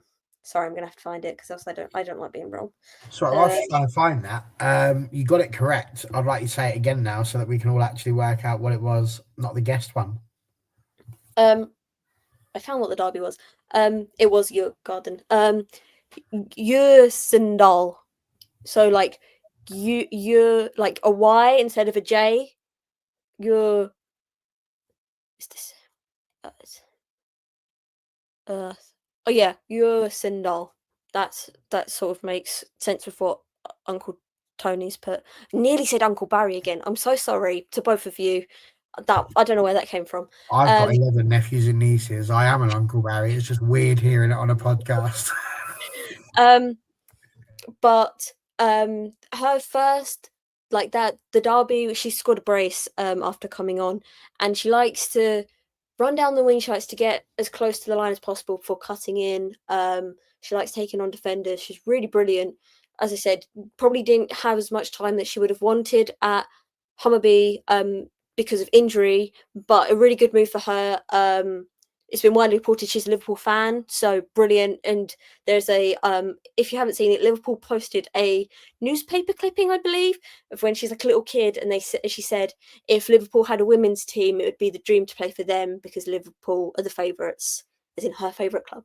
So it's very nice that she's finally got to go there, because in 23 it was between going to Hammarby and going to Liverpool when she first left Norway, and she ultimately chose us to get some more experience. So lovely that she's finally got the move to her dream club.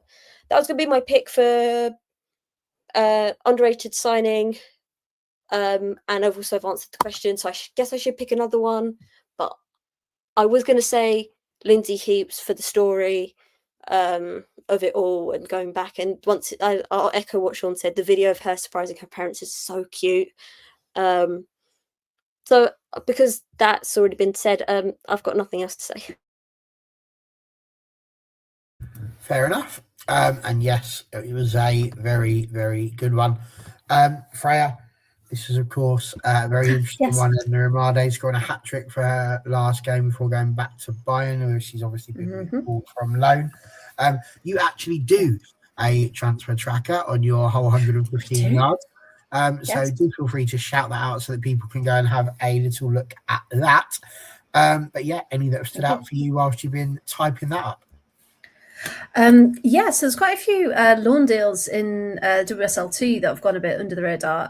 So the transfer tracker is at thewhole115yards.com. There's links to it all over my socials. You can get it from there. But it's essentially covering WSL, WSL2, Liga F, and Serie A, which, let me tell you, is a lot of notifications for this month.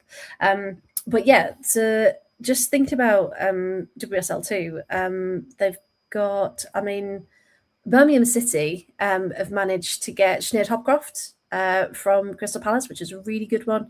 They've also got Lotte Lindstrom from London City. Jessie Gale was an interesting one.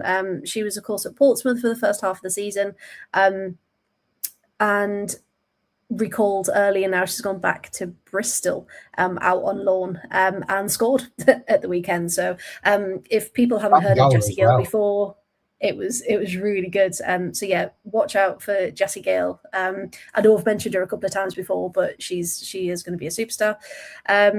Charlton making probably under the radar moves. They've got two players who've recently been in the WPL. So they've got Katie Lockwood and Lizzie Waldy as well on longish term deals. So adding to their attack and defence. So making some really good signings there. Crystal Palace talked about here, lad. Who else have we got? And that's about it. The only ones I am worried about are Sunderland, but we've still got a couple of weeks, so hopefully they come back. And yeah, there's some really interesting ones going on through Liga F, especially.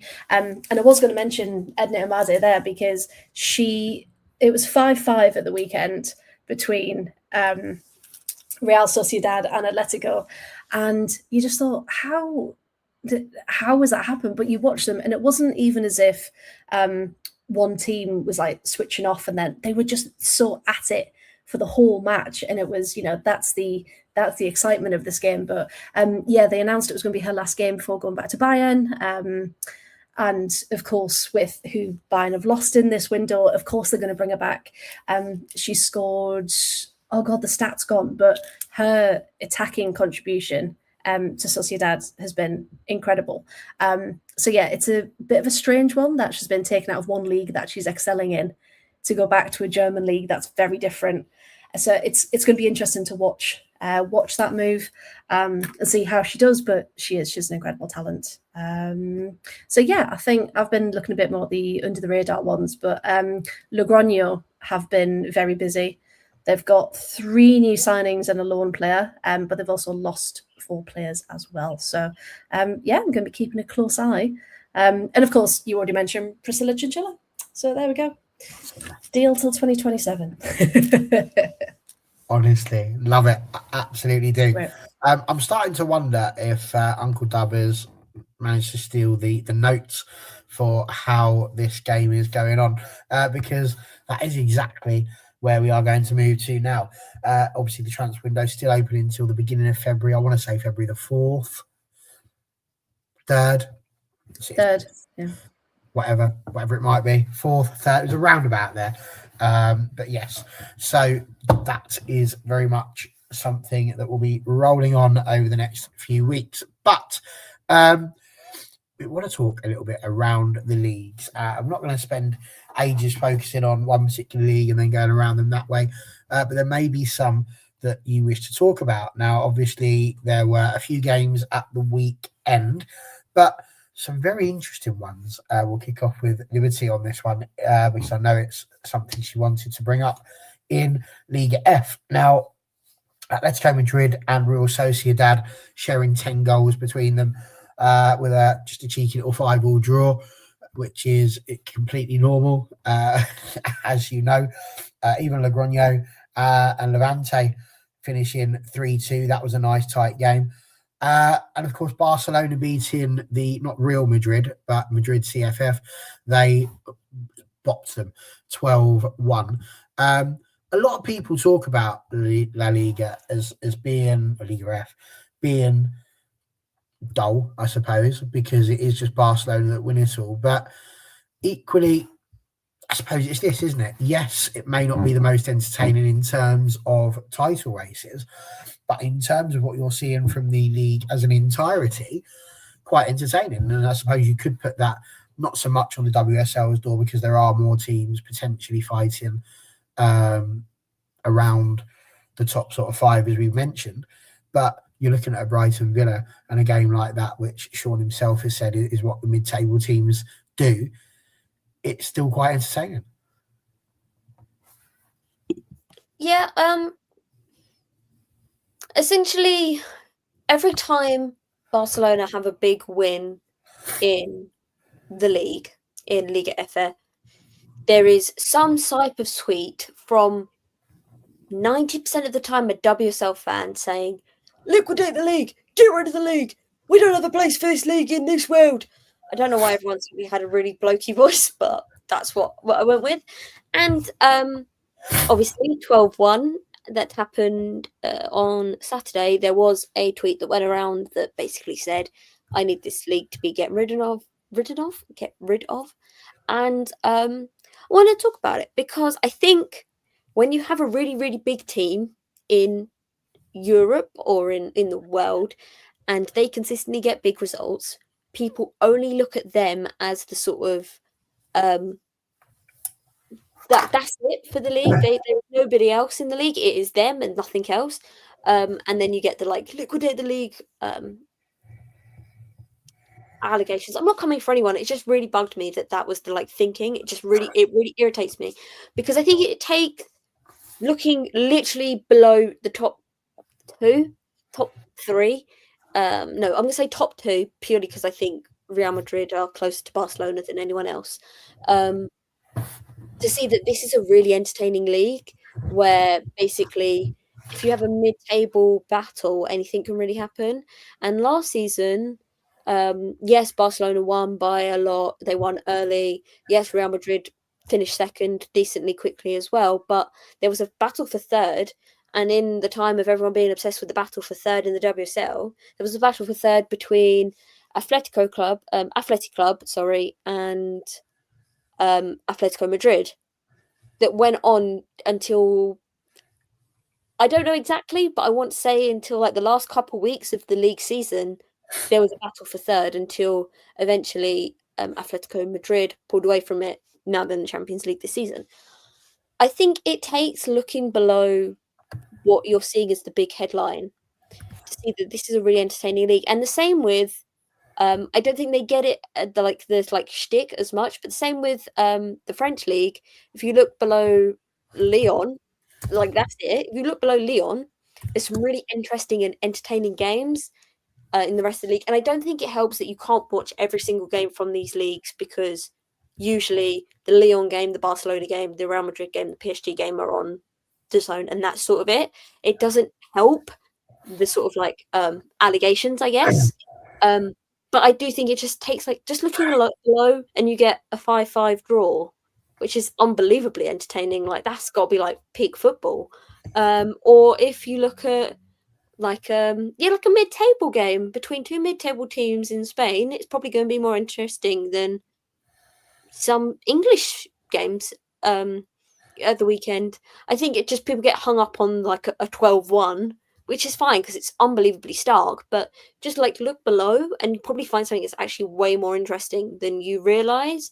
Because the thing is, yes, some clubs lower down can't keep up with the Barcelona, but within themselves, in the sort of fourth down, they're closer than you realise, and there's more interesting games to be held if you just look and just don't go off of what Barcelona are doing or what Lyon are doing. Actually muted myself there. I think it's a difficult one. Again, there's so much football. If there's one thing I've noticed through running this channel, it's that It's that, you know, you want to deliver as much as you possibly can from across the world of football. You want to get to the lower league so people can see it. Freya's talking there about doing a transfer tracker that is effectively 4 leagues. You know, the WSL, WSL2, I know. But then 3 other leagues around that. But the one that I've tried to do for my own personal education, I suppose, really, more than anything else, and just trying to keep on top of things, you could potentially be in a situation where you are trying to report on every single transfer that's happened, and before you know it, where'd you go? You just go into other sites to try and grab it off of people who well, let's be honest, Soccer are absolutely superb at getting transfer information out there. But you're left in a situation where actually you could spend 24 hours a day almost just trying to get that information across. And so it is difficult because there's lots of different football leagues that you want to look at, and you've got to decide whereabouts you want to watch your football. We all know that Liberty loves Scandinavian football. We know that Freya's a massive fan of Serie A. We know that Sean loves such exotic places as Wales, alongside his other interesting footballing teams that he enjoys watching. The fact is there's only so much you can fit into a day whilst also having a life as well. But absolutely, Liga F, I think, has got some superb stuff going in on it as well. Sean, I did just bring your name up there for talking a bit about Wales. And we've spoken considerably, I think, over the course of having you on this channel about the Welsh League. And we know that it's sort of semi-professional at the moment. It's still in the position where it's trying to grow and get bigger and better. But you spend a lot of your time around the Welsh Football League. What do you, I suppose, want to see out of it? Because we talk about things like this from Liberty. People might potentially argue that Cardiff are the main side to beat effectively when it comes to the Welsh football at the moment. They've certainly been reasonably dominant of late. Is this not just the case in a lot of places at the moment, that there are teams that have invested and teams that haven't, and the ones that have are likely to be the ones that dominate until you get a bit more parity across leagues? Yeah, certainly. I think we are seeing more clubs closing that gap. You look at Wrexham, who are currently top of the league. They have invested a lot recently. You've got Swansea, always there and thereabouts. The New Saints are investing a lot. But then you've got like more local sides like Britain Ferry, Barry, who can't quite compete near the top. But it is getting better. But, you know, we're still in a very infancy phase of everything. And for me, what I want is I'd like to see a Welsh team win in Europe, because that hasn't happened for a very long time. And if you look at the list of coefficient, which ranks every league, every nation in terms of quality, there are 51 nations in the women's coefficient. Wales are 50th. Only Azerbaijan are below us. The likes of the Faroe Islands, the likes of Armenia, the likes of Georgia, the big powerhouses of European football, they're all above us. So, and there is a strategy in place. The league is going to release a new strategy in the spring, and I've been told nothing's off the table. And I quite like the idea of moving into a summer league for the Welsh League, because, and it's something that's been talked about a lot in the men's league in Wales as well, the fact we want to go into a summer league. There's quite a want for it,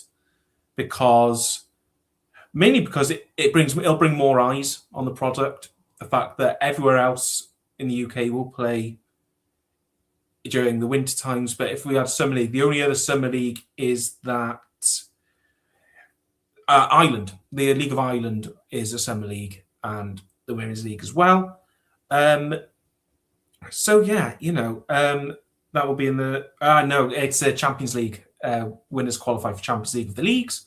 So we only get one team anyway. It would take a miracle for a Welsh team to even get to the Europa Cup, if I'm completely honest, at the minute. But, investment is a thing. It takes time. And us football fans are not patient. So that doesn't help either. But it just takes time. Completely agree. We were talking about people having busy lives. And I jokingly said you spend a lot of your time watching the Welsh and then maybe some other exotic football teams. Where do you get your other football fixes from? We know that you begrudgingly watch the WSL mid-table fights that are going on. Obviously, you spend your time watching the Welsh football as well. Are there any other leagues that catch your eye? I mean, I'm a night owl, so when the NWSL is on, I will watch. I'll watch anything if I'm free and it's on. I will tend to watch it. I don't mind. I just like football. I love football. Apart There's no from other leagues that sort of draw you to them. You're like, oh, I must go and check the results on that one because it's more games than the leagues itself, I have to admit. So yeah. Fair enough.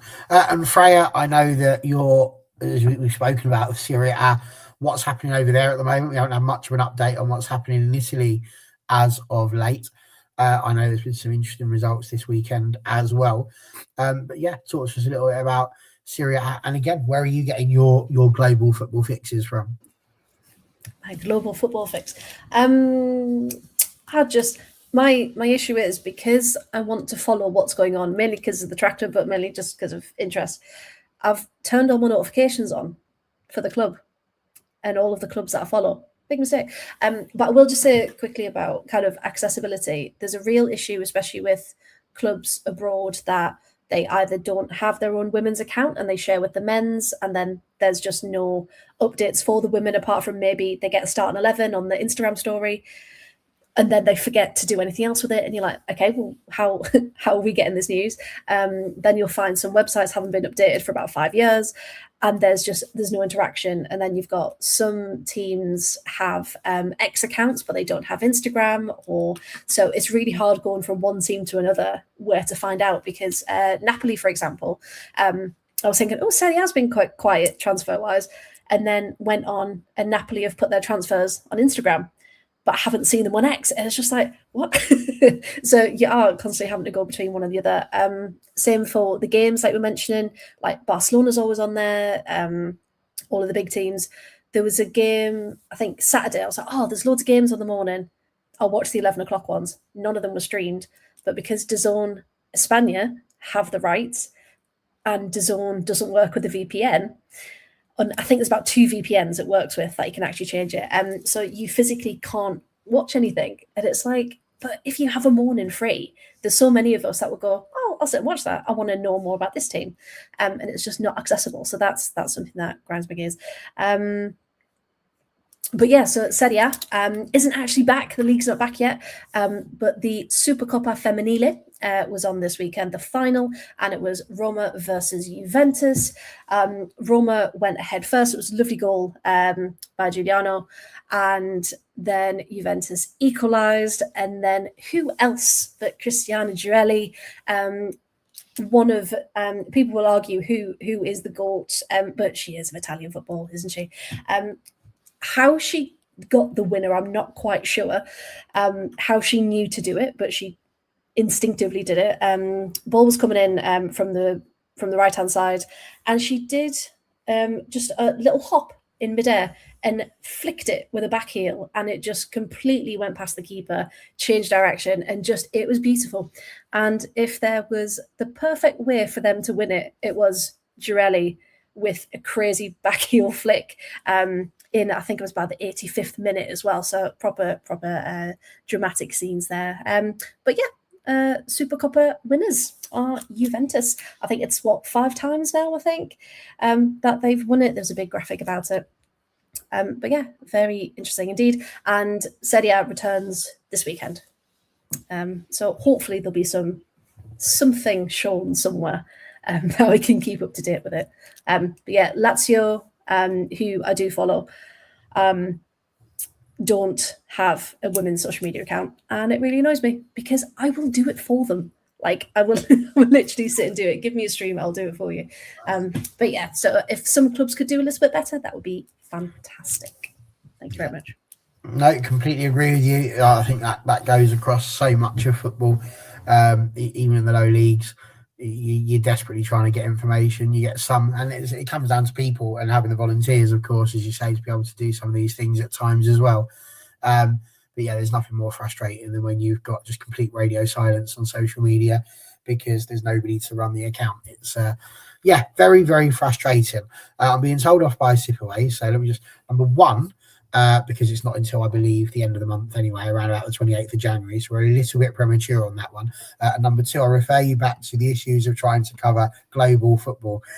It's not easy to try and make sure you get everything in there. But we will, of course, talk a little bit about the Women's Champions Cup, which will be coming up on, like I say, the 28th of January. So we will have a little conversation there. And obviously the final being on the 1st of February. So we will definitely talk a little bit about those 4 teams that are in there. And just to finish us off, really, just wanted to give a little update because it was on the thumbnail. So it'd be a bit stupid putting it on there if I didn't mention it. But Melbourne City did make it to the top of the A-League, which we were spending a little bit of time talking about last week on Monday. They had a 2-1 win over Wellington. That's the New Zealand side, if you remember rightly. And that has put them just above Canberra United, who didn't play. So there we go. Sydney and Newcastle Jets will be playing tomorrow.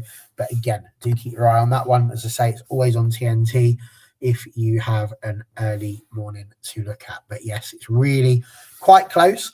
19 points for Melbourne City, but the team in 6th are only on 13. And so if Chelsea are still in a title race with Manchester City, then why not Brisbane Roar with Melbourne City? Liberty. I'm ignoring that last bit. Also, on the conversation of Australia, Western United are not being...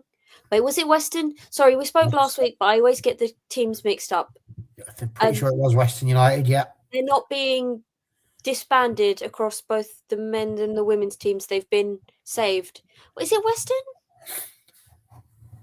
That doesn't sound right, but I'm going to be really honest. I get Canberra and Western confused because for a very long time I thought Canberra were the ones in trouble. So then when I saw them at the top of the league, I was like, that doesn't look like a team in trouble to me. I was like, what's going on here, mate? Is it Western? Yes, they've been... they're going to be reinstated, I believe that's the right word, into both the men and the women's A-League, which is brilliant, good for them and happy for everyone involved. Obviously from next season. Yeah, obviously not from like right now. Yeah, they'll be reinstated from next season, which will probably starts in October, in the autumn at least. Autumn UK time, Northern Hemisphere. Obviously, the spring on their side. Sorry. Realised my mistake as soon as I said it. But yes, they have been given the green light to rejoin the league on both the men and the women's side. Real for all of them. Thought it deserved a shout out. Absolutely. I hadn't seen that. That's a great shout out. That is the sort of thing I love to be interrupted for because that's exactly what we're talking about. If I don't know it, fill in the gaps.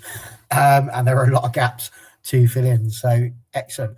And really, really impressive. That's what we want ultimately. Right. That's it. We're done.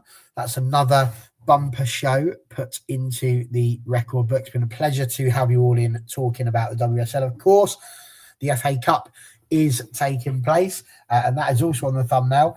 So if I don't mention something about it, I'm going to be annoyed with myself. So I'm going to ask you very simply this question. The Women's FA Cup, 4th round, will be in play as of next weekend. Who do you think will win the FA Cup this season? Sean is loving that question. He's like, "That's Man City." Sort of because no one weird wins it. Man City, because they're going to win a treble. Ooh, City to win the treble. Sean's gone right in with that one. Freya, Liberty? York City. Oh, I love that. Right, I was going a little. I would love them. I would love that. Did you know their team nickname is the Minster Bells? I did not know that, but that's brilliant. Which is, yeah. Regardless. York City. I'm going to tell you actually what I genuinely thought. I'm going to say Spurs because you didn't say a one-word answer, so I can give my reason. everyone else will be too focused on, well, City will be too focused on making sure they finish the league top with about 5 weeks left. So they'll just sort of like accidentally fall off in the FA Cup somewhere. Chelsea will be making sure they're still pushing, also trying to get to Champions League final again. So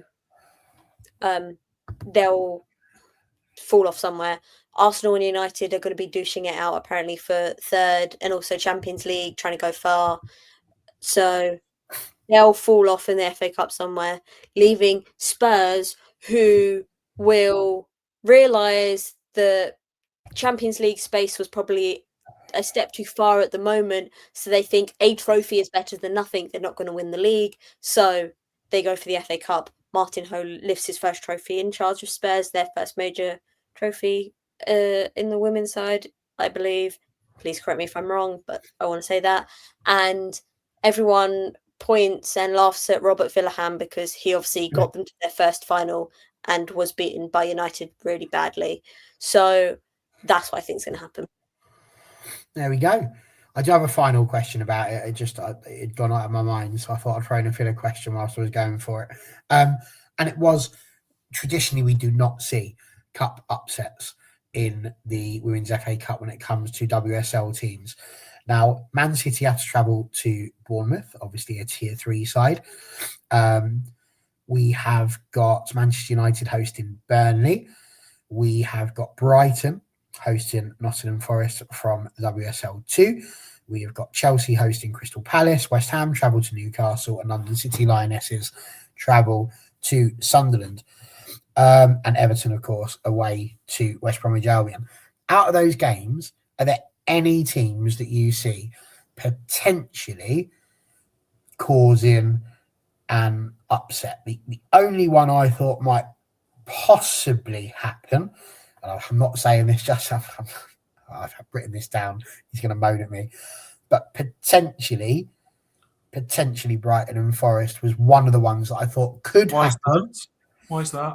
I'll tell you why, because Nottingham Forest are not doing too badly and Brighton are not doing too brilliantly. So that was a potential one. I'm looking for teams that I think have potentially got any chance. Okay. Can I put it to you? Go for it. Do you think there's more of a chance of Brighton losing to Forest or West Ham losing to Newcastle? Well, I hadn't finished. You jumped in, but yes. Well, go on. West Ham and Newcastle was the other one, and I can send you what I've written on that one. No, that's fine. I trust you. I also no, Brighton will win. West Ham will lose. I also think London City Lionesses. You think West Ham will lose? Yeah, West Ham will lose. Yeah. Okay. London City Lionesses as well. A potential trip up. New manager. Oh, I hope so. Yeah. Sunderland. And also, I do think maybe plucky underdogs Arsenal might overcome Aston Villa. I have a question about what we consider a cup set. Like, not to be Being like knocked out by a side that's not in your division. Matt, to like anyone above you, because I always like assumed that a cup set had to be like a tier 3 side knocks out the champions of the world kind of thing. But it's like literally anyone above you. I think in the context where it's all like, if you get a championship or a WSL2 side knocking out a WSL side, that's going to be an upset. Okay, thank you. I wasn't sure, and I wanted to ask for an opinion because I was a bit like, I don't know. I think West Ham will lose. I think Brighton and Nottingham Forest will go to penalties. Hey, it would be interesting. Would not be a boring FA Cup if it went to penalties. That would be interesting. And I think that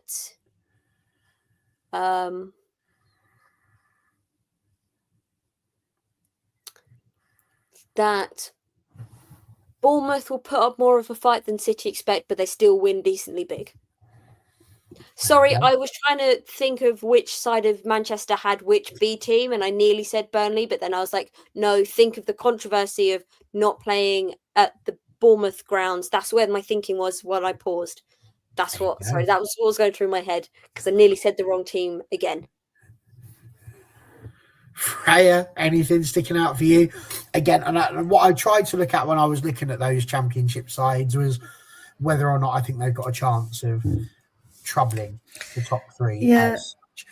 To be fair, I completely think Brighton will win, but you're just looking for one of those where potentially it might happen. I agree, West Ham and Newcastle is the most likely one. Other than that, I see every WSL team winning the game they're supposed to. Why are we giving Newcastle credit, by the way? No. No. Because they're fourth in the WSL too. Yeah, but they're Newcastle. Come on. No, we're not They're playing West Ham. West Ham who haven't even worked out that you can't wear earrings. They've got good players, West Ham. They just need to come on. I'm supporting West Ham this weekend. Yeah, I think, looking at it, I'd love West Brom to have a good go against Everton. I think all the teams further down the divisions that left, like we said about Bournemouth, I think with everything that's gone on, I would love them to take the lead and score first. I would absolutely love that for Bournemouth, regardless of what else happens, just for them to have that moment. I think, London Bees aren't really going to do anything against Liverpool, are they? Forest, I think if they hadn't have been beaten the way they had at the weekend, I think they might have stood more of a chance against Brighton, although that could fuel them. So I think that one might be tighter than people think. Hull versus Birmingham, I think that might again be closer than people think. But yeah, apart from that, I'd love Villa to beat Arsenal. I doubt that's going to happen, but you never know. But yeah, I think I'm going to try and get to the Hull game. I just need to know their policy on children, because I know some let young ones in, some don't, so I'm waiting to hear back. But yeah, I think some of those will be tighter than expected, and Newcastle will not win, because if they do, I'll be very, very sad. Thank you. Well, there we go. We will absolutely be having a look at the FA Cup a little bit next week. It'll be a bit of an FA Cup week. The Low League Lingo team will also be looking at that next week as well, from a lower league point of view, and how those teams have got on. Emily Moxham, honestly, the love-hate relationship we seem to have here. On the one hand, praising me, lovely, it's all fair, it's brilliant. And then on the next hand, but I do hope Manchester United lose. She just completely takes your guard down, and then a sucker punch to the gut. Outrageous. Shout out time, and then it's night time. So Freya, whole 115 yards, where can people find all of your stuff? Let them know now. Yes, the whole115yards.com, that's where all the articles live that I write, and the transfer tracker should be on the main page. If not, I have pinned it to my X account, which is the whole115yards. And that's Instagram, TikTok, regardless. Please do go give it a like. Or me personally, again, talk about football and various podcasts that I keep appearing on at T Writes, again across more socials. But yeah, just love all football. So anything that people want to see, you can guarantee I'll post about it at some point. Thank you very much. Thank you. Lovely to have had you on again, and a very well set out transfer tracker it is too. Sean, whereabouts can people find you and all of your lovely ramblings about football? Nothing to plug. Check out what Freya writes and does podcasts for. Listen to what Liberty is on and what she writes about the Damallsvenskan, and check out the Substack that Barry set up. Nothing from me. Thank you very much. Oh, very nice of you. Liberty, anything for you? I have close to 2,500 words, some on everyone leaving the Damallsvenskan. If you were wondering why I haven't spoken about it, it's because I refused tonight. But over the last week, I've written 2,500 words on it. So that's all on my Twitter. Both a longer piece about why it's not too bad and life is okay, and also a piece for the Halfway Line that also profiles 3 choices of players coming to the WSL. So if you're a Leicester, Liverpool or Spurs fan, there is a tiny little profile, not tiny, it's like a good chunk, on some of your players that you might want to go and look at on the Halfway Line. But yep, that's sort of it. Oh, sorry, no, that's not. That's actually a lie. I also was on a podcast over the weekend with Mariam. She scores bangers. Very good. Follow her if you don't. But her podcast, talking once again all about everyone leaving Sweden, but also about what it means for the national team, what we look for looking forward. It's about half an hour talk. It's on Spotify. I assume it's on Apple Podcasts, but I'm a Spotify girl. But it's also on her YouTube page. She scores bangers. Just Google that. Not Google, put it in the search bar on YouTube. It should come up. Talking all about that as well. If you're not a reading kind of person and you just want to listen, do that. But yeah, and hopefully maybe soon I'll talk about people not leaving Sweden, except for I did see the question about Alan Vangerheim, and I'm not talking about it right now. But yes, that's that. Just a lot of sad everyone leaving Sweden stuff. If that's your jam, maybe get on, read and listen to it. There we go then. So I forgot to say that. Sorry, I realised I said all that and then didn't say where to find it. It's all on my Twitter, Liberty Simons, boy's name with an S on the end. Except for somebody, sorry, side note, somebody tried to mansplain how to say my own name to me on Twitter last week. Bear in mind, this is the same surname I've had for 23 years. I think I know how to say it. That's besides the point. I just thought it was quite funny. Like, mate, it's my name. I think I know. But yeah, Liberty Simons, boy's name with an S on the end. There we go. Liberty Simons. There she is. Go find her. But yes, superb stuff. Brilliant show. I think we're going to be back on again in 5 minutes. It feels like it's been that long. But listen, lots to talk about. I'm really, really pleased that a whole bunch of you stuck with us all the way through. It's been a pleasure. Like I say, midweek, Low League Lingo. We will be back looking at all things Tier 5 and a brief look over the 4 games that did take place in the WNL Cup and Plate. The weather playing havoc around the lower leagues, with lots of games being postponed. Unsurprisingly, Jessie Gale wasn't the only one that was flying around. There was a bit of a gale all over the show, causing a few problems. But yes, that's what we do on Wednesday. We'll be back next Monday talking, as we say, all things FA Cup. We're really looking forward to it. It's been a pleasure to have your company. Do take care of yourselves, and we will see you next time. Bye all.